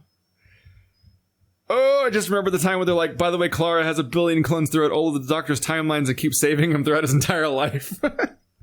Thousands of Claras have been protecting and helping the Doctor throughout all history, which is why it's never come up before. The only thing I hate about Clara is that Clara is the most attractive of all the companions that have ever existed. But she is literally the most annoying character. This episode's just going to be called Spoilers for Everything. In terms of like... like, this is such a meandering, spoil every show discussion. Okay, in any case... the barrier for entry is infinite for this episode. This is borderline experimental on how to make a podcast that no one can watch. Like, next we're going to start talking about obscure anime spoilers. You know what that means? We might get picked up by AMC. Let's answer a question. We have some questions to go. We have some time before we just have to stop. We still have over a half an hour, technically, although I am dying. Yeah, I am dying. I'm literally dying in here, and we have to record Zero Escape in here. It'll be fine. Let's see. I can't read that, so that's up to you, because my eyes are really bad right now. Mostly from the pure. We already asked. We did the board game question, right? We already talked about board games last time. Yep. Talk about doing Scarlet. Okay. So Keith talked about not enjoying the Scarlet Letter at school as a school book. Do you have any fond? You're not wearing glasses. No. Do you have any fond memories of books you read in school, or did you burn them all? Like burn them all Fahrenheit 451 style. I need to read that book. Well, I guess the joke has been lost there. I have it. I have it on my shelf. Oh, do you? I picked it up. The same. I just one day I went into like the paperback section of like a Walmart, and I was like, I just started grabbing all of the books. I was like, I'm like, I should read that. Like, there's The Handmaid's Tale, 1984, Fahrenheit 451, Do Androids Dream of Electric Sheep. And I just put them in a stack, and I'm like, these are mine now. I did that with digital books. Like my phone has like 1 million of the. I like books. I like books. I like them. I like books too. I like the physical. I like having a book. I hate physical books. I'm totally cool with having a book. I like reading manga physically too. I can't. It's nice. I don't. I got through 5 Junji Ito books that way. Like I've been reading 5. I have been reading. You've been reading Norse mythology this week. Every time I take a poop, I read it. Because no better time to learn about Norse mythology than when every time you have to drop Thor's hammer. Yeah. Yeah, pretty much. Do you not bookmark? No, I don't need to. You just remember what page you're on? What page I'm on. What are you fucking insane? Yes. Wait, that comes up during our puzzle games. Like, you don't know you can't do math, but you remember numbers, and you're like, "What the fuck do you remember that?" Yeah. But then you're like, you don't know how to add them. I hate this. I hate this book because I don't like these page. Oh, the things. the grody. I don't like how this feels. So, because when I'm reading a book, I'll have the way I'm holding it because I'm taking a shit. It bothers you that the edge of the page is like serrated because I keep my thumb right here while I'm holding it. Yeah, and I'm like. It feels like mush. Something's wrong. Like it feels like something's not right, and I get so annoyed that I have to like start holding it like this, and then I'm like, what am I, a fucking teacher? Like, children, turn your pages to 13. And I'm not sure why I started seeing that recently, and I didn't know what it was. I think it's an intentional choice. I can't tell if it's an intentional style choice of printing a book or if it's like a cost saving measure, like garbage thing. It's hard to tell. Take shitty pages and just print on them. Like, I read a book recently that was low quality. The Handmaid's Tale is just a low quality print that I got. Oh. Like, it's just not a good copy like necessarily. The ink is really low. Like it's not the full like I got a hardcover Harry Potter book experience. Oh yeah. First of all, it's almost exactly the same number of pages as a Witcher novel, and it's less than half as wide. So it's like thin ass paper. like holy shit thin paper apparently. Wow, if it's like a apparent, because I compared it to the Witcher books, I'm like, how long is this compared to these? I'm like, it's the same length. What? That's weird. But I'd be going through it, and different paragraphs would be different shades of black. Oh boy, Like, that is not good. Like, and not only would they be lighter or darker, but the texts, the actual font would be less or more or less thick. Really? Like the font size wasn't changing. The like printer stamps that made the font or whatever, like were like the actual, it was less bold. I wonder if they had to reprint certain pages because some just didn't. And I print found out well. 3 pages that were crooked. Like not the paper, the print. Like it all fit on the page. It wasn't a complete miss or anything. But you look at the rectangle of text, and it's like it's clearly you see the gutters. You see the gutters are crooked. Yeah, and you're like, it's leaning to or away from the edge of the page. You're like, And this is why I don't like physical things, because I was cool with it, but I was just puzzled by it. In particular, I was puzzled near the beginning because I was trying to figure out if there was a meaning to the changing text. Oh, I thought there's some underlying like reason. Yeah, because some things will have changing text on purpose, especially those 2 weird books I got in the previous episode. Oh yeah. Like those are exactly the type of thing where like something weird would happen. So I'm looking at this thing, I'm like, is this intentional? I can't tell. You're just sitting there doing the math, like, is there some kind of... Which, by the way, the code I didn't Handmaid's Tale is such a companion piece for 1984. Really? There's so many similarities. Oh yeah, you're talking about. We talked about this last time. Yeah, we talked about this during the solo podcast where I even theorized that she probably started writing it the year 1984 was here, because she was probably thinking about 1984 and be like, hey, that's this year that it was supposed to happen. Like, what if I updated this idea? And it sort of just like made her own dystopia with some similarities and some other ones. The main similarity being just this ongoing thing where you have to just have this silent loyalty to this fucked up government because you might get taken care of the moment you like out yourself as not being cool with it. So Russia or whatever. Yeah. That's kind of the core reason why it feels like that, is because that overlays the whole thing. Yeah. But like so many plot points are massively different. But that's the feel though. So what is a book you were fond of? The Invisible Man. The Invisible Man. Not the H.G. Wells one. Okay. Do you know the other one? No. The Invisible Man. My details are all going to be wrong now because I haven't read it in like 14 years probably, but it's about a black man, I want to say in like New York or something like that, in very racist times, but post any actual slavery times. So probably like in the 40s, or no, not the 40s. It might have been like Prohibition era or something like that. 20s. Actually, there might be a speakeasy in it. So it might be Prohibition era. Probably the 20s or yeah. But the gimmick, or not gimmick, but like the concept of that, why it's called the Invisible Man, is that just being black made him invisible in society. Yeah. Well, yeah, he's not part of society. Yeah, so like for the main parts of society, it's like, oh, that's Jonathan, and that's Avery, and that's a black guy. And so it's like you could slip in and out of different parts of society and be lost among it, because they won't even identify you as being the same person from spot to spot and stuff like that. And it's like that's interesting. Like that specific role in society of like being someone that's invisible to it. It kind of sounds and that's why it's called that. It was a good book. That's a cool ability. Yeah. I wish I could do that. Well, it's not like wow, this is my ability. It's not really the premise of the book. No, but I'm saying that sounds like a cool superhero ability. A lot of bad things are happening to him because it's a book about racism. Whatever. Point is, it's really nifty. Yeah. But yeah, so I also like the Crucible. Okay. Add more stones. It's a badass death line, isn't it? Yeah. The guy was being interrogated to out other people. Yeah. And the gimmick, the thing in the Crucible is whenever anybody was, that for those that don't know, because you're, I don't know, post millennials. And I don't know, maybe they banned that book now too. Oh, they probably have. It was about McCarthyism, but the text, not the subtext, was that it was about the Salem witch trials. Yes. And so it was a time where people were getting killed for being something that didn't even exist. Yeah. And so you'd be like, that person's a witch, that person's a witch. And it was really a way to silence like intelligent women or people that were a threat in any way, really, or just really any political advantage you wanted to get. It would be easier. My life would sure be easier if that person was gone. Yeah. They're a witch. And then everyone would believe you. And because it'd be a sin to lie, right? And then they kill them. or they torture them until they call somebody else a witch, and like it would just keep spreading like that, and like people's fear and weakness would keep spreading to different people, and they'd keep accusing more and more people of being a thing that wasn't even real, and then they're all getting believe killed. in God, people, because it makes you stupid. It was a fucking mess. But this one badass is being interrogated based on his accusations, and they want him to just give a name already, and they keep what they're doing is they put a piece of like a pallet on his chest, and they kept adding stones to it to like slowly crush him. Yeah, they're trying to crush him to death, basically. And when they ask for a name, he just says, "Add more stones." I'm like, fucking badass.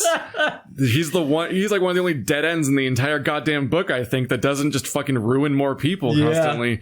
Like, he can't save himself, and he just goes out. He sees how pointless it all is because of how stupid the concept of witch trials are. He's like the one person that doesn't succumb to everything, which means he succumbs literally because he died. Yeah, which is like, but it just makes shit's fucked. But it sucks, or it sucks in the context of the story too, because he doesn't say anything that kind of like go into a dead end where it's like, well, we can't keep the train going, we can't keep the witch train.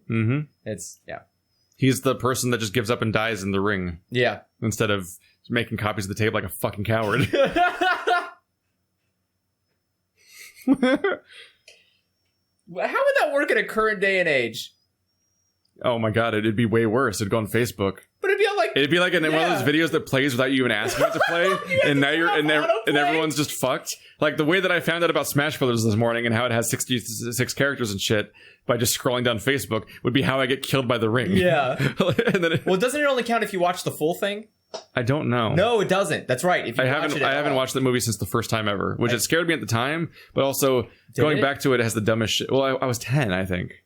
Oh, you're right. That's an old ass movie. You were about that age. But like when it came out though, like it still has the dumbest shit. Remember the jump scare of Lighthouse? Yeah. It just cuts to a lighthouse and makes a jump scare sound for no reason. But nothing happens. It's just a lighthouse. Yeah. Yeah. And the lighthouse isn't scary later. I will say the tape portion is probably the best part of that movie. Because it is genuinely like unnerving, where you're like, the tape's creepy. What's going on? Stop. And then there's like the fly that keeps on the screen. Scary movie kind of ruined it. Yeah. Oh yeah. When they made a movie about that, and it's like, oh, I can't. I think it's hard to take seriously now. I think I think the only thing that scared me about The Ring was the part where Did you watch it like later on or something? No, I watched it when I was younger. You were like 11? I think I was like 12. I watched it when I was like 10, and I was like surrounded by people. Really? It's like as an audience. We were all sitting in the living room. I watched it alone at a lake house, surrounded by no one. But Clock Tower scared you. The Ring scared me. When are we going to play Clock Tower so people can relive your fears? Never. Tomorrow? Never. Tomorrow. Tomorrow. Never. Tomorrow. I don't even know how to copy. By the way, it, speaking thankfully. of weird jump scare nonsense where you can't even tell why it's supposed to be scary. I've been playing Detroit Become Human, and there's a whole sequence where you're playing as Kara, and you're like being a housemaid around the house, and there's a little girl that doesn't speak and keeps walking around everywhere, and it keeps cutting to her like it's a horror movie. Like you'll be like, I'm gonna attend this little thing, laundry, and you like lower the laundry, and behind you is like the little girl in the background. It's like, what the fuck? Like there's like 6 shots in that one episode where it's like they frame the little girl like she's the villain of a horror movie, just over and over again. She keeps walking around in the background and just suddenly appearing places, and it's so fucking creepy, and it goes nowhere. Yeah, it's not intentional. It goes nowhere. It's completely on accident. I think I think David doesn't understand how children work, and so in his mind he thought like children just constantly stand in the background watching you do things. So I think they were trying to go for a curious style, where I think they were trying to make her look like she is curious about how things were. Like, oh, what are you doing? What's going on? But they do another thing where you're trying to go to a place that's supposed to be like a place for androids, and as you're going through a dark hallway with a flashlight, an android runs across the hallway like, and it plays a loud sting that I swear was just like a raptor noise. Like it's a jump scare moment, and then my only reaction was, ow. Oh, it's really loud because of the loudness. So I'm like, I'm not fucking scared of an android. I'm an android, and also this is like the android safe place supposedly. And like, what the? Why is there a jump scare of one android once? Keith, it's so well written. It is the perfect allegory for civil rights. But it's not about racism. according to the creator, because he's insane. No, he had to backtrack when he realized that it wasn't actually about civil rights because he didn't know how to write a good story. It's called revisionism. What a fucking coward. Who? David Cage, Yes. the guy who like treats women like shit? He's such a coward. No shit. He's such a coward to be like, this game's not about racism, when like it literally features androids standing in the back of the bus in the androids only section. No. And there's like androids not allowed signs everywhere. That's normal. And everyone Keith. has a fucking blue triangle, which in the Holocaust was literally a symbol of people that were foreigners or forced labor. Or Jewish. And you know. Oh no, the triangle. Yeah, the blue triangle. Yeah. Specifically, like there's a whole different spectrum of colors Yes. of triangles, and specifically the blue one is forced labor. Yeah. And you gave the androids, which are all forced labor, a blue triangle on their chest. It's like, if this is on accident, it's like a Freudian slip. No. Like no. either it's intentional or it's completely Freudian. You and cannot. like it's like it can't not be a direct reference, even if it's an accident. I am not gonna let fucking Cage get out of this. That he looked up the Wikipedia page for Holocaust. He did patches. to all get of the this red on one. purpose. You cannot give him a cop out of like, oh, it was all accident. My word, I can't believe I didn't know. Fuck you, dude. You did it on purpose. Yeah. Like this is all And done. it's like all that. I'm like, okay, sure, fine. It's on the nose, whatever. But it's so cowardly to then pretend that wasn't on purpose. He has to, because it was so badly done that it's an insult to the very fucking thing that it's about. Yeah, it is really. It's a weird like taking light of like it's one. It's like it is kind of crossing a line sometimes to just go heavy on the Holocaust imagery during your video game. I kept trying to explain this in the Discord, but I didn't want to get into it because one, I don't want to spoil things, but two, I also I'm not going to sit there and write a fucking video essay about a shitty game. But like every time I would just use my typical like it's poorly written. Just watch it. If you're watching the game, watch it, and you can see how badly written the game is. It's not. Yeah. I'm not trying to be sensational. So much flack of like it's good. You're just being hey. Fine, I'll fucking tell you. It's a fucking insult to everything that it actually stands for. All the instances of the androids, how people act to androids. Every article I encounter is like I don't trust David Cage to do a story about domestic abuse and stuff like that because like there's a domestic abuse storyline. It's like, but you're accused of being an abuser, and this is all a mess. It's going to be that thing, I bet you, where it's the whole thing is going to be victim blaming.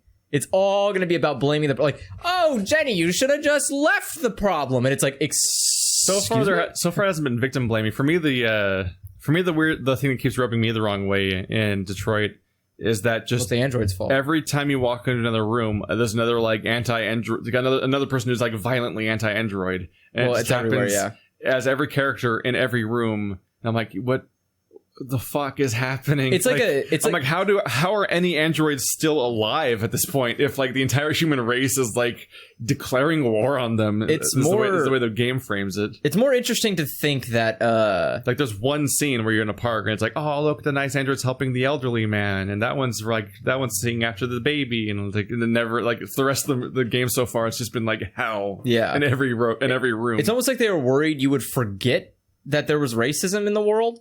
So they have to like have a guy in every scene that's like fucking androids are shit, and it's like, oh right, we hate androids. Okay, got it. Scene set. Like, what is the? Can you not imply this based on the world? Putting people in the back of the bus is a really good indication. Having some guy in the fucking every goddamn room going fuck androids, not really great. Like that really. I'll be honest with you, I wasn't alive during the civil rights era, but I'm pretty sure there wasn't like a white guy in every room who would follow only black people and just shout, fuck black people. Like, there wasn't a guy that did that. There wasn't like, I'm not even touching this. I'm saying, like, I'm sure. Not even, I touched it. No, and I'm not saying that it's not as if people weren't racist. I'm saying at some point there's just like, it's a representation of it that's like, cartoonish. Yeah, at some point people would be like, Tom, we get it. We all hate black people. Shut the fuck up. Like, how could you, like, seriously, if you live in a society where everyone is racist, wouldn't it be absurd if there's one guy that's shouting like, fuck androids? Yes, we're all on the same team, Tom. Stop doing that. You do it every time a droid walks in, and I swear to God, you do it again, I'm gonna beat your ass. Like, it would be absurd to have a person do that in a society that has all agreed that robots it's just ever present that every document you pick up tells you how androids are ruining the world and destroying the job force, and every 5 feet of society you see another homeless guy that's like, I've been made homeless by the androids, and then you walk to the next corner and there's a guy like playing music at a fountain, and he's like, I'm the only one, I'm playing real human music come donate to me for playing real human music instead of android music. What's the difference? Across that courtyard is a picket line protesting the androids, and I'm like, and then in the other corner is a preacher guy that's decrying all of the androids as being evil demons. I'm like, this is one courtyard and there's like 7 anti-android things just everywhere. And then you look over and all the androids are like in their parking spot because they like all the ones that don't have personalities just sort of sit still when they're not being used. And it's like, you could, it's just, he doesn't know what he's never been subtle about anything ever. And he's reached peak never being subtle when literally every square inch of the level is just his message repeating. And I'm like, and then as like that's not fine. That made me jump. Hold on. Did it stop recording again? Yes. Oh boy. Fuck itty fuck. And now the video's returned. We did it, you guys. Okay, so I don't remember what we were talking about. We were talking about Detroit being shit. The entire I'm not ready to call it shit. It's just that he's so fucking on the nose. My issue is that I he doesn't stop, by the way. I've seen the whole thing. I'm sure he doesn't. But one thing is that, and obviously I don't know where it's going to go yet. And David Cage games go off the rails at some point, usually.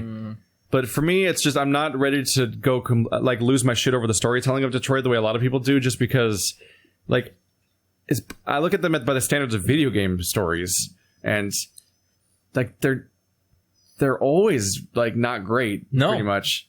Like when you get to the best storylines ever in video games, you're usually talking about some like 200-hour CRPG that only some people ever played. Yeah, like, that was the one that nailed it. That was the one.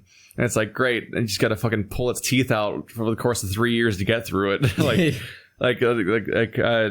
Video games that are like, especially like 3D, third person, like anything, like so many other games where you have to play through a campaign as a character. Like, they don't have the best stories usually. So the standards are like, I question the standards. Like many of the most praised stories and like experiences in video games are the ones that almost feel like they kind of cheat by being like voiceless. It's like, oh, some music plays and like I fight a colossus or I slide down a mountain, and it's like the themes happen while I go on a journey and do a thing. And Undertale is one of those silent. Where like it's Undertale has text. What I mean is like, well, it has good characters, but as a character are not really fleshed out. Because you're. But I mean like stuff like Shadow of the Colossus and Journey and stuff like that. Like a lot of the praise stuff is like, wow, it's so great. It's like, because it's literally just music following an arc, and the visuals follow the arc too. And it's like it's hard to do. It's all good stuff, but it's like that's like a lot of the best. But it's not a good story. A lot of like it's not uncommon for praised video game stories to be ones that don't even have writing in a way. Or like they technically have a writing, but like not dialogue and stuff like that. And that's fine. I personally come to expect every video game to have a shit story. Yeah, games that are praised for having good stories almost always have like dissenting opinions or like qualified opinions where you're like, it's really good, but only like you cut these parts. Yeah, and like when talking about like Mass Effect or something like that. Like there is no such thing as a game that exists with a consistent good story all throughout it. Just there isn't. Just go for it. Find me one. I'm just like, here comes the essay comment. That's fine. What? Go for it. Because guess what? You're still wrong. Because here's the beauty of it all is because they're not good stories. Because if they were good stories, they wouldn't be in a video game format. They would be in a book format. Or they'd be, I guess, a movie format. No, movies are all shit too. So they'd be in a book format. If it was a good story can only exist within written text. A good story will not exist within mediums that have visuals involved in them. Mm-hmm. That's not how stories tend to be good, is because like a good story has to rely heavily on the creativity of it all. They have to make you feel like you're actually there through words, which means that they have more depth with characters, they have more depth with scene and backgrounds, they have more depth with everything than they would in, say, Detroit, where they don't have to literally write out, and then there were protesters, and then there were homeless men, and then there were music guy. Because it would be so dumb to read that in a book, you would fucking throw the book into a fire. Because if you read a book and the next paragraph was like, oh, there was a homeless guy in the street. Okay, next paragraph. There was a guy playing music, said fuck androids. Next paragraph. There was people protesting. Okay, there's a lot of people that are upset with androids, I see, because every paragraph seems to have it. It would be a terrible story. It wouldn't fly in book form. And if it did, it would not be on the New York's best-selling list. It would probably be like that one book. I would say I don't agree with anything you just said, basically. Oh, and probably not. Most people don't. Most people don't. But they're all wrong, and it's fine. But I'm not arguing with any of that. I'm not even getting into that. It's fine. But there is part of me that thinks that,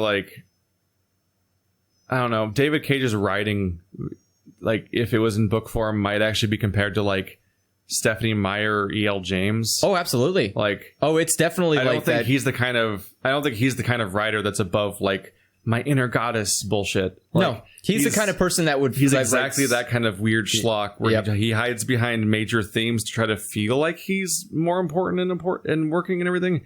I feel like it's more just it's more of a games are full of just weird, baffling things. It's more bravery, I'm tackling this. I'm actually excited to see what happens in this one, just to see what weird decision he decided was a good idea. Because remember the magical Native Americans? The weird chapter where Jody gets lost in Nevada or Arizona or something. Arizona. And finds magical Native Americans that have to fight a tornado monster. Mm-hmm. And I'm like, I was there. I was there for that. Fuck. What are you doing, David Cage? And I don't contextualize them and I don't memorize them because I don't want to remember the spoilers. But I always hear the fucking weirdest references about the later parts of Indigo Prophecy. Oh, where it just sounds like a fucking insane game, and I can't wait to play it. Well, I can tell you that, and we all know about Heavy Rain, where they just fucking cheat. They just the twist is that they cheated to make the twist a surprise. Yep. They just literally cheat. Yeah. It's impossible for that twist to a good twist. You go back to the whole thing again. You're like, oh man, it's all recontextualized now. It's you go through that whole one again. It's no, it doesn't make sense. Yeah. They just lied throughout the game about what was happening in the story. It's the only amusing thing is to go back through the game and intentionally set up things to be good for the origami killer. Yeah. Which you can do, but there's no reason any player would ever do that. Well, yeah, if you want to get that achievement for getting all endings. Well, there's no reason a player would do that naturally. The story, would naturally do that. It's insane behavior. It's what I think the most telling thing is that Detroit. I'm not in a spoiler. I'm not going to spoil it, but they recently announced that they're going to backtrack. I saw that there was there's some character that gets freed, and they're adding a DLC where you can bring up back and you can buy another copy of her. Yes, and it's I can't tell. I can't tell if that's them not even getting the point of their own character when they backtrack like that, or if it's them being dark about it and being now you're the Detroit, by letting the player do the type of dark shit that the characters in the game do. I'm pretty just sure replacing it with another dog. I can't tell. I am willing to bet the most amount of money that if you were to put David Cage in a torture chamber and about to kill him, he would probably tell you he did it for money.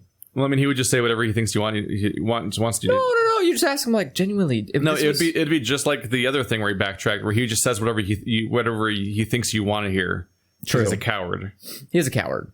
I'll fight you, David. He's such a fucking self-absorbed auteur that runs this whole project and puts his fucking name on everything, like Hideo Kojima, and then he's a coward about everything.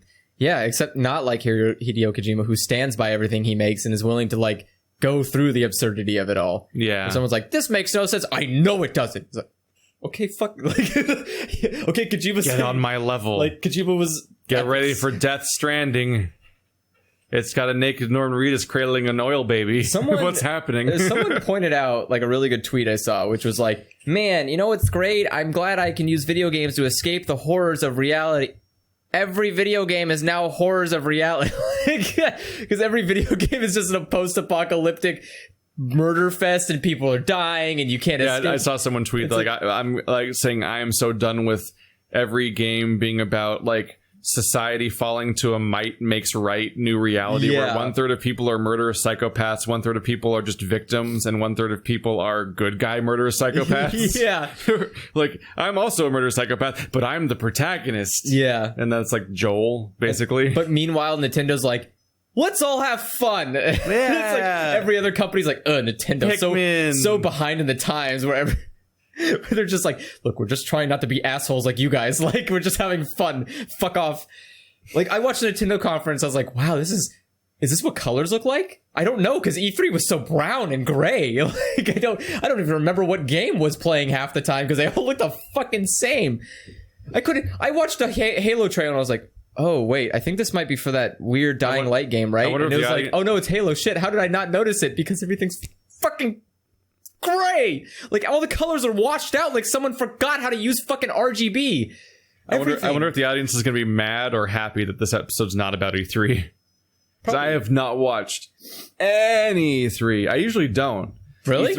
For me, E3 is a giant pain in the ass. Well, I mean, it's an ad show. It's a marathon. It's like watching the trailers before a movie. Yeah, it's a marathon of watching ads, but also the ads are padded by mostly other shit that's not the ads, that's just in the way of just watching the ads, which are much shorter.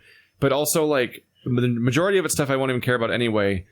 And it's all formatted in this really cringy, frustrating, like, fucking humorless, horrible presentation. Well, yeah, because they're, like, super rigid. Just going to hear about all these games again right before they come out. Yep. So I'm like, I'll just wait for them to come out.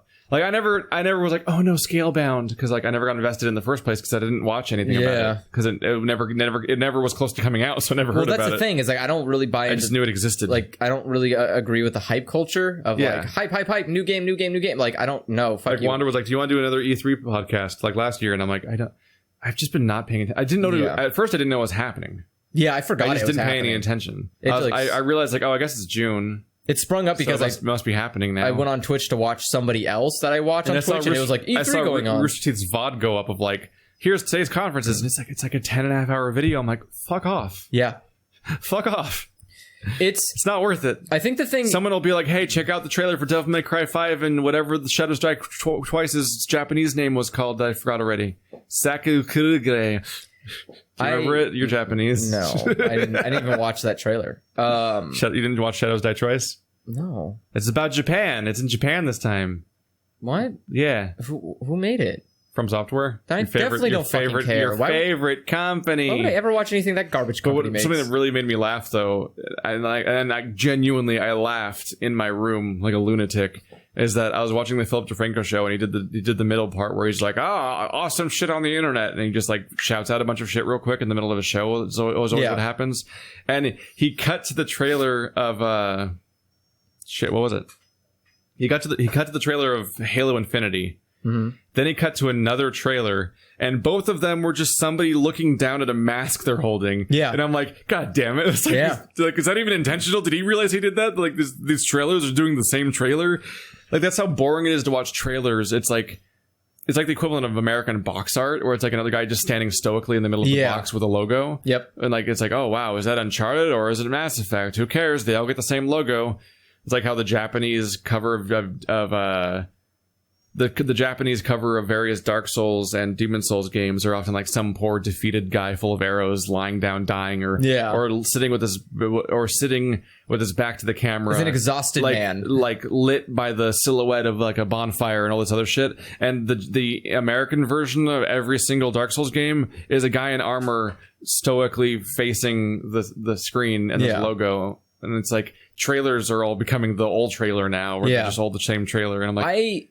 Here's my thing. I don't need. I actually started watching Beyond Good and Evil. Like, it just came up. Someone linked it in chat, and I clicked on it. I was like, oh, it's like CG is happening. I'm like, and close. I didn't even finish watching because I'm like, it's some weird bullshit CG thing that's not even Beyond Good and Evil 2 for real. Yeah. It's like, oh wow, nice rendered Pigman. We're not getting that movie.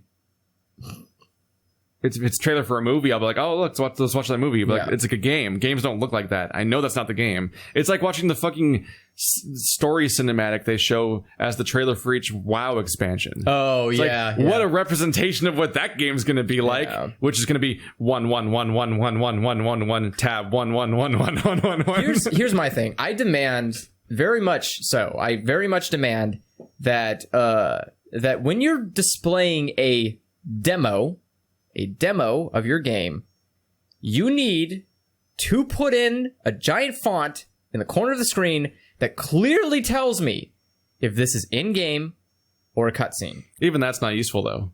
But I mean... Because even in-game is always, like, running on pretend hardware that's or fine. other stuff like that. It can run on pretend hardware. So you're cool with the weird, like, this gets cut down for optimization reasons later? No. You have to keep it.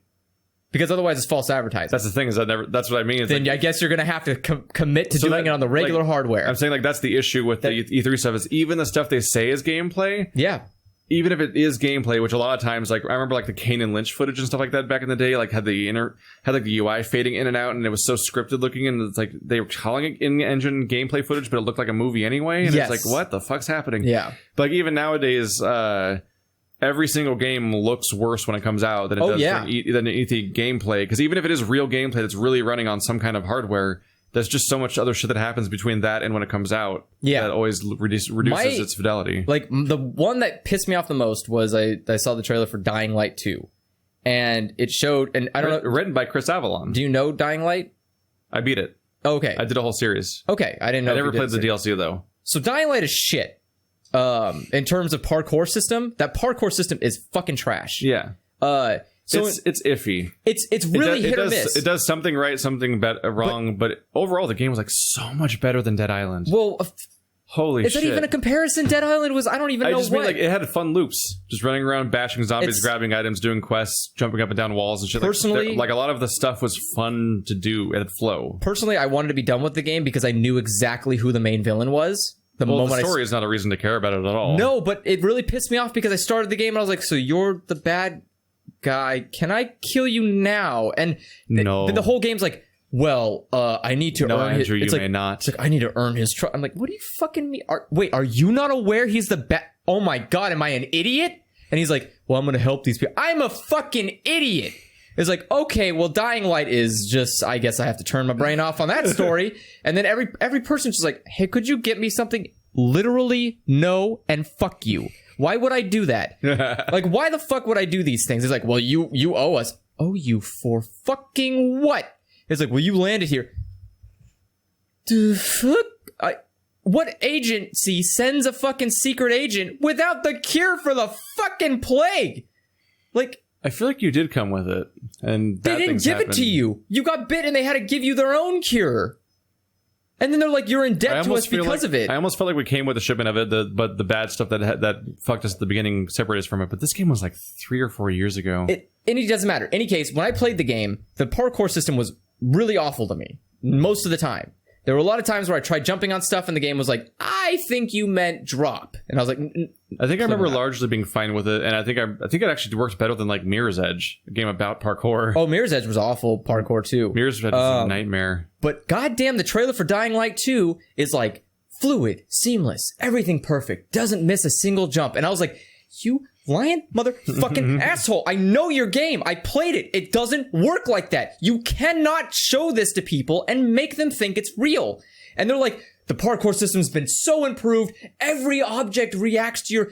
It doesn't. It fucking doesn't, you lying asshole. Maybe it's good this time. It is not. It never is. Every E3 we do this. Every fucking year we see this game. This is why I don't watch E3. But it's like every year these idiots fucking watch this shit and they go, oh, the game looks amazing. It's so much better than 1. And then they get it and cry about how it's not. What did you fucking expect? History will repeat the more that... Then you get the comparison videos. Enjoy. And those comparison videos are appallingly hilarious because the people who are like, oh yeah, that looks like shit compared to... You are the asshole who fell for it. I also have an issue where I know that most of the really cool experiences I'll have throughout the year won't be the ones that even show in E3. No, they won't be. Because like E3 is mostly AAA stuff, so it's like it's a giant party for like the less good part of the industry. Yeah. And I'm not going to sit through like 20 hours of that to find about the 3 cool games I'll play later. I'll know about them when they're coming out. You know what my favorite was? Or in my situation, I have the benefit of my audience will just shout them at me. Yeah. I think like, oh my god, Yakuza Kiwami 2 looks good. I'm like, I figured. Yeah. 0 was good. My favorite part, though, was during the Xbox... Do you like that right after you bought them on PS4, they're announced for being on PC? I don't care either way.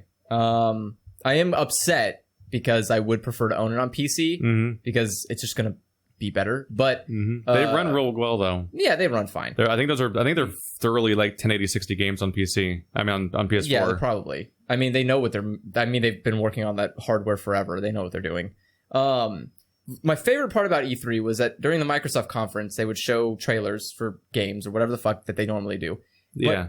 But before they would have to. So are you just watching all this? Yeah, I watched all of it. Why? Why? Because I was bored. I thought you were like tearing your hair out from how you're so busy. I am. I'm doing school, but I'm also watching it. I don't. Oh, you multitask during school. Well, yeah. What am I going to learn this shit? No, it's all garbage. It's a waste of time. I'm paying for the paper. I'm not paying for the knowledge. That's how I'm going to be feeling during when I do traffic school.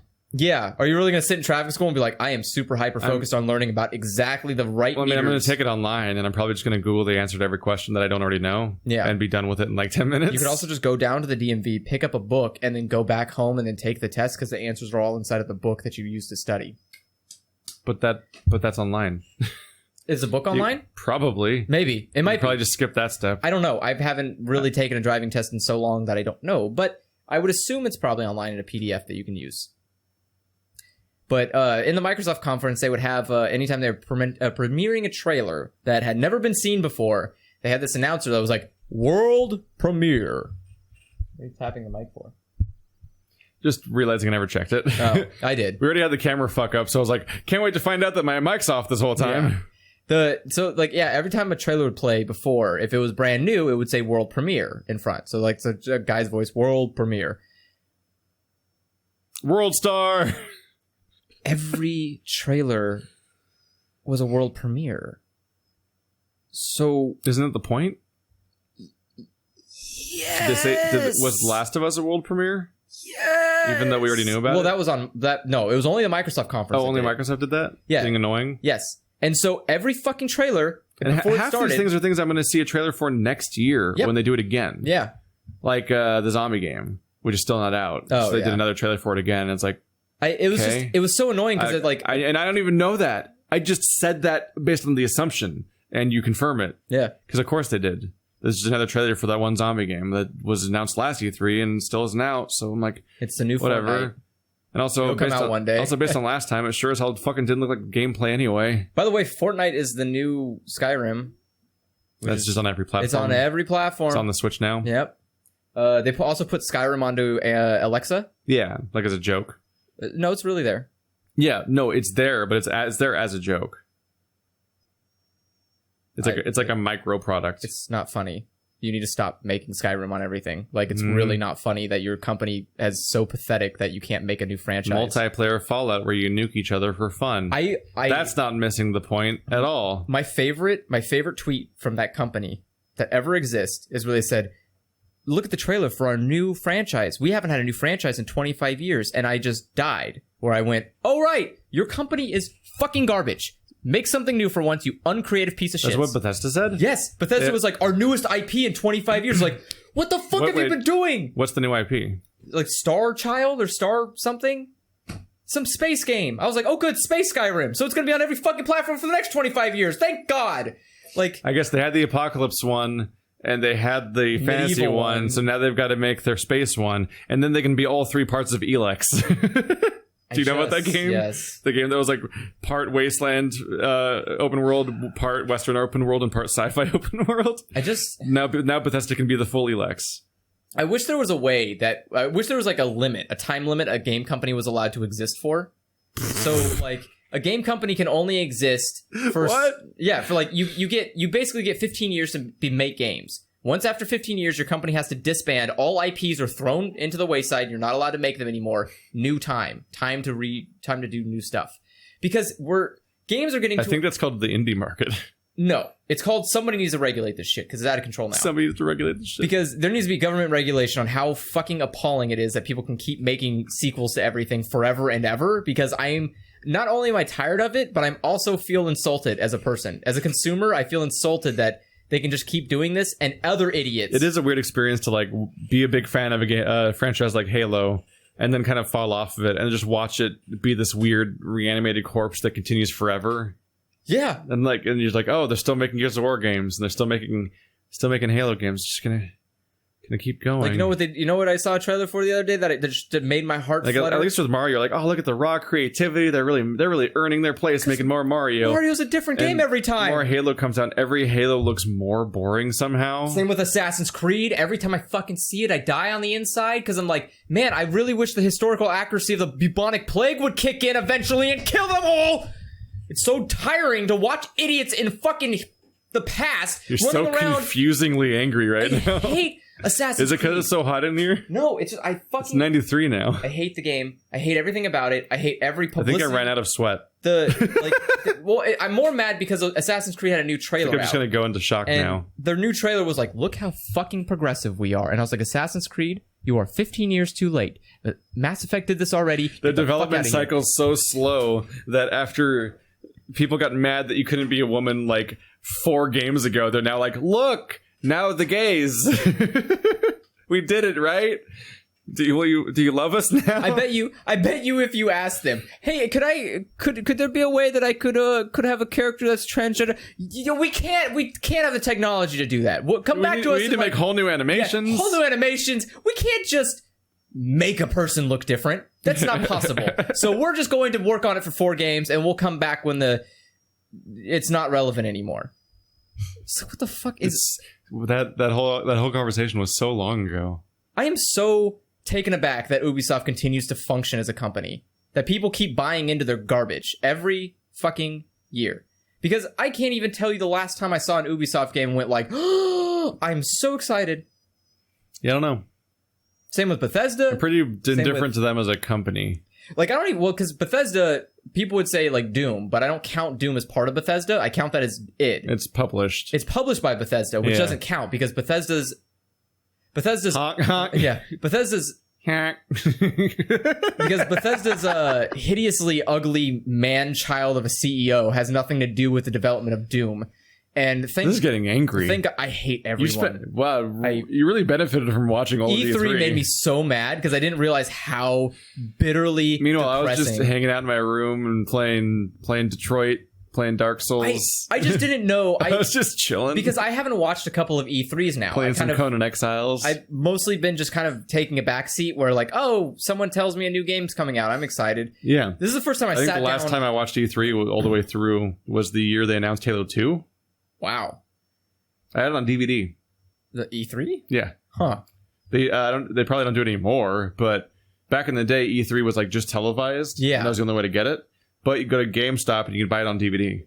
Huh, I didn't know that. So like midway through, I guess it probably was like 2003, I bought like the E3 DVD. It was like a box set thing kind of. It like just has all the conferences and everything? Yeah, it's like one of those like those hard DVD cases, like the type they put PC games, like PC games in. Oh, okay. Like the type, like if you bought Myst, it'd be like the big chunky case where it's like it's mostly empty inside. There's like here's the manual and here's the CD with a really thick spool in the middle and everything. It's just a big chunky PC game case. They were really big like that, and that one spool had like 4 discs that were the entirety of E3. That's not bad. So I saw like Peter Moore like pull up his sleeves like, oh, I got a tattoo of Halo, woo, and that was how he announced Halo 2 coming out. Like that was his dumb gimmick for a while there, and. I see. I haven't watched E3 all the way through for so long that by sitting down and watching through of it, I realized like, oh my god, there's just so many games that are coming out every week that look interesting that I've never heard of before. That E3 is not worth my time. I'm more upset because I realized that like the more I watched E3, the more I was set in stone that Nintendo is really the only last gaming company. Everyone else is a movie studio that is so shitty at it, they can't make movies, so they have to resort to games. Everyone wants to make these cinematic fucking experiences, and... Not From Software. They make President Mech game where you are president of mechs. From Software just doesn't make fun games. That's the problem. But the thing is that like every game studio does this, goes through all these hoops and fucking hullabaloos to make these cinematic universes, these amazing experiences that are mind-blowing and breathtaking. And it's like, what about the game? The fucking game. It's an experience. I'm like, okay, look, get the fuck out. And can we get somebody? I'm just getting tired of every game being a third-person action game, but not for good reasons. Yes, When do the games come back? Like, technically, Dark Souls and Bayonetta are both third person, but they have like a camera setup designed for the way the game plays. Because the game came first. But so many games are a game where a guy stands in the bottom left corner of the screen and the camera awkwardly rotates around them, and you can see way more to the right than the left, and you can't see your own feet, and you're navigating, and your character has animation priority instead of like control priority. So they don't want to break the momentum of your animation, so your character's like constantly controlling, like the guy from Red Dead Redemption, where you like try to get through a door and you like, oh shit, I missed the door on the left side, and then you try to loop back around, and because you have a shitty turning radius, you hit the right side of the door next, and you're like, I just want to go in the door. I think my favorite part is also you can see their feet, which is the most unnecessary portion I ever need to see of a character model while I'm playing a game that's in third person. I never care about where my foot is. I care a lot more about I sometimes do care about seeing the feet, just because like sometimes the physical terrain is not flat, and I'm trying to move around and I can't, and like shit's in the way, and I'm like walking around shit. Like that? I just assume that I just don't try to do any of that because third-person games are so shit. I don't try to do any kind of weird maneuverable like stuff. All of Horizon Zero Dawn is like rocky, craggy, uneven terrain everywhere you go in the entire game, and it's like you can't even see your character's feet. Like, and she's in the bottom corner of the screen, like she's not even centered.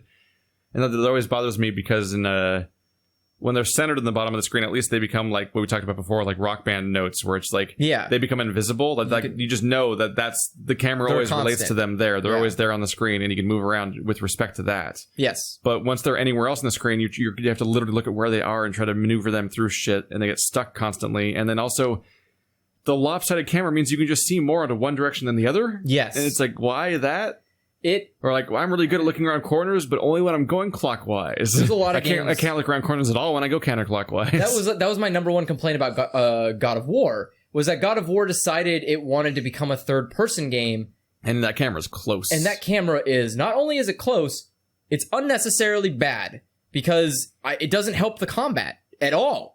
It's great for cinematics. They used to have a nice camera system where you could see everything. Oh my god, they did! You could see the entire fight in one camera. It was like a fucking video game where you fight people. But God of War became a video game about parenting. It's not about fighting anymore, Keith. We've moved on. Andrew really likes God of War, if you haven't noticed. He's a big fan of the Rage Monster having to be a dad now. If I was a dictator... You might understand why the Rage Monster series might appeal to Andrew, and why it might be a betrayal for them to make him a father now that takes care of a child for an entire, 30 hours? More than that! You were a big fan. And they also added RPG elements, your other favorite thing. Useless RPG elements. So they were just like, we're going to fuck your franchise, the one you like the most. The most arbitrary RPG elements. Here's my thing. If I was a dictator, I would personally fly out and execute every person who made a game that has an adult man taking care of a child. Because those games, doesn't matter what you say, doesn't matter what anybody says, those games are shit. They're shit games. Because the characters are... We've been down this so many times, so we don't need to do it again. Never relevant to the cause that's happening. We don't need to go down it again. We do, because it keeps happening, and now it's going to start being a fucking trend. And I'm not ready for that trend. Because there's enough trends that suck already, like third person. But I don't need third person and daddy simulator. I don't need that shit no more. Get rid of it. Nip it in the butt. Last of Us 2, cancel it. Get rid of the whole franchise. You nip it in the bud. No, the butt. The bud. Because your character points your butt at your camera. It's nip it in the butt. It's a bud. No. Because you stop it from growing.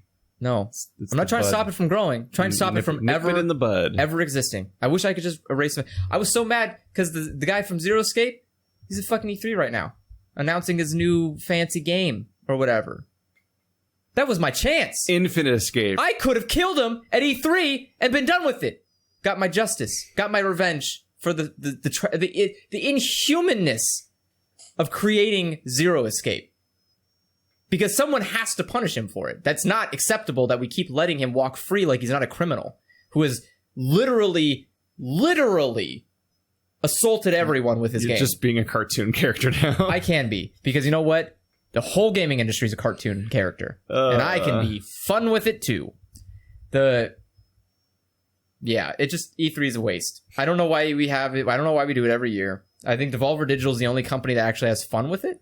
Besides Nintendo, who just... I don't think Nintendo actually takes E3 seriously, which is why they have fun with it. Isn't that because Devolver Digital's like, how did we get in? No. How did we get in here? I think it's actually because they don't get in. They're not allowed in. Oh, right. They're not allowed in. They're not allowed Right. in. So they get to have fun with it by being... They did the weird existential nightmare one last year, right? Yeah. That was E3? Yes. They're the only company that gets it. That gets that E3 is just A weird nightmare? a weird nightmare. Yeah. And they have fun with it. And you know who gets mad about I'd probably it? be more likely to watch their conference from last year than watching anything than actually trying to sit through any of They had a this year's conference E3. this year too. Yeah. And it was great. You know who doesn't understand how unfun they are? E3. Surprisingly, because they keep trying to shut down Devolver Digital's fun, and they're like, "That's not okay." Oh, but you're stagnant. Fucking everyone comes out on stage and goes, "It's going to be a great game. It's a lot of work went into it. It's going to be a memorable experience." Wasn't there a thing where Devolver Digital rented a lot across the street from E3, they covered and somebody else covered the entire lot in like these storage containers that blocked line of sight so that you couldn't find Devolver Digital. E3 themselves bought cars like straight to up cover it. So straight up straight up spite towards them. And you know what they did in return? Jesus. They bought a giant balloon and hung it so that it would fly above the trucks and promote them. And so you can't just rent airspace. So like E3 can't stop the balloon. So it is the best game of chicken I have ever seen because it actually it's all escalation. Well, it's the best escalation, yeah. But it's great because it brings home what E3 is all about. Not about the players. It's about the capitalism. And if you're not part of the capitalism train, you need to get out. Pure unadulterated capitalism. That's all it is. And I love that about Devolver Digital for being like, we're capitalistic, but we also don't care about capitalism. I just don't understand people being like, I want to go to a convention about a company's like trade show, basically. I would want to go just it's for like Nintendo. it's like when people go to the Apple conference. Oh, I went to one. I'm like, are you in the fucking black Apple hole? World?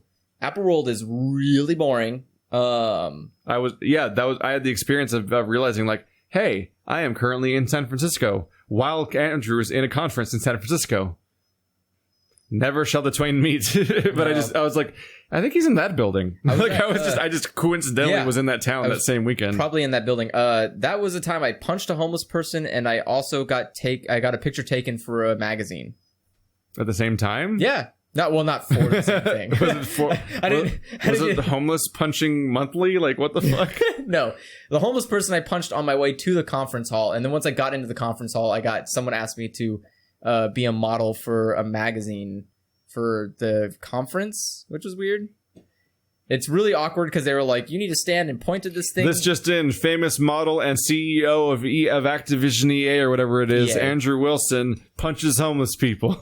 Well, it wasn't really a punch. It was more like a, what do you call it when you like, not push, but like very, very clearly thrust someone away from you with your hand. I wouldn't say shove, because shove feels like it's an intentional, like, get out of my way. I was meaning it more like... Repel? Repel is a good word for it. I mean, that sounds better than you just coming out and being like, I punch homeless people. Which is like on your list of like, also I want to murder people. Well, I mean, it's fine. He deserved it because he was going to throw up on me because he was way too inebriated. And he was like walking. See, that's the way a sane person tells the story. Is they go like, somebody almost threw up on me, so I pushed them away. But you go like, I punched a homeless person, and you just left it there for a while. He was homeless. Punched him. That's how it worked.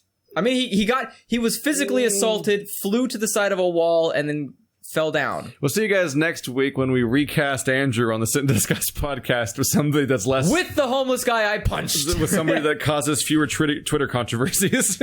I've never caused a single Twitter controversy. Oh, that's not true. I did on the Overwatch Twitter. People didn't take my sarcasm as sarcasm, so they thought the time that your thing exploded. No, I think a lot of people knew what you were doing, but somebody that was stupid retweeted you in the first place, right? Yeah. That's why I got the exposure. Yeah. I had a thing that got an unusual amount of likes on Twitter where it was just like, I saw like the asterisk for the notifications, and I was like, oh, I've never seen that before. Oh, yeah. Which is that there was a Kingdom Hearts 3 announcement thing, and some fucking guy was so full of himself being all like, people are comparing Tangled with Tangled, like between the movie and the game. Oh yeah, I saw that tweet. Yeah, oh look, they're like, look how close they are, and like, actually, as somebody who knows a lot about lighting and has excellent facial recognition skills, I can tell that they're very different from each other, and in fact, they seem like two completely different characters. And I was like, wouldn't you thinking that different people mean you have terrible facial recognition skills? It's like You think the same person looks different? I get that you're so fucking hype on your shit. You gotta fucking brag to the internet that you can tell via eyesight, which everyone has, that they're not literally identical, which is whatever the fuck. I don't think that. I don't think that was the original argument being made. I think he was literally just bragging. He can tell the differences between them. Yeah, but inflating it so much that's like it's like they're two different people. I'm like, that just makes you sound like an insane, stupid person. Yeah. Because it's clearly one character making the same pose with the same colors and everything, but here and there, like the hair is slightly different outlined or whatever the fuck. It's a different graphic engine. Yeah, I mean, clearly, Disney's not using Unreal Engine to make the movies. The two responses were me being like, "Doesn't that mean you have terrible facial recognition skills?" Yeah, because he's like, they're different people. It's like, but they're the same people. Yeah, and you don't think the other person just replied with r/I am very smart. Because he's exactly being one of those people that's just like, just fucking masturbating all over the internet. Like, look how fucking great I am, but doing it in the most embarrassing way possible that achieves the opposite effect. I just get intoxicated and make tweets. I don't know why people like. I don't. Oh, we can tell. I don't know why people. We can all tell. Oh man, my Dickra tweet. You've made the most confusing fucking tweets. You don't even make drunk high Andrew doesn't even make sense on Twitter anymore. My tweets online. I literally can't even tell what you're going for anymore. I think I woke up this morning. I looked at one tweet. Someone replied to me. It was like, you're like Twitter's Andy Kaufman. Like, it's just like, it's just for you. No one else is going to laugh because it's not even a joke. It doesn't work. For me. It's just noise. It doesn't make sense. I have so much fun with it. You're just playing your own adult game. Yeah. I mean, what else am I going to do? Be one of those assholes who just like try to impress other people with like knowledge or some kind of hip, trendy news or like, fuck you. I don't give a shit about your goddamn boredom. It was like, oh, breaking news. Did you hear about this thing? I was like, I don't care. Whoever James _77512. I don't fucking care. That's a very specific thing to recall. It's definitely not that person's. Oh, it's not a real username? No, I'm just... Anyway, guys, hope you guys enjoyed the podcast. It started with a completely impenetrable spoilers cast about everything ever that just repelled everyone. And if that didn't get rid of you, then we closed it up with screaming and death threats. It is currently... Bye-bye. And we answered one question from the list of questions from one email that we're still in. See you guys next time. If you have fun topics for us, send them to our podcast email in the description, because we need guidance. And maybe Jesus.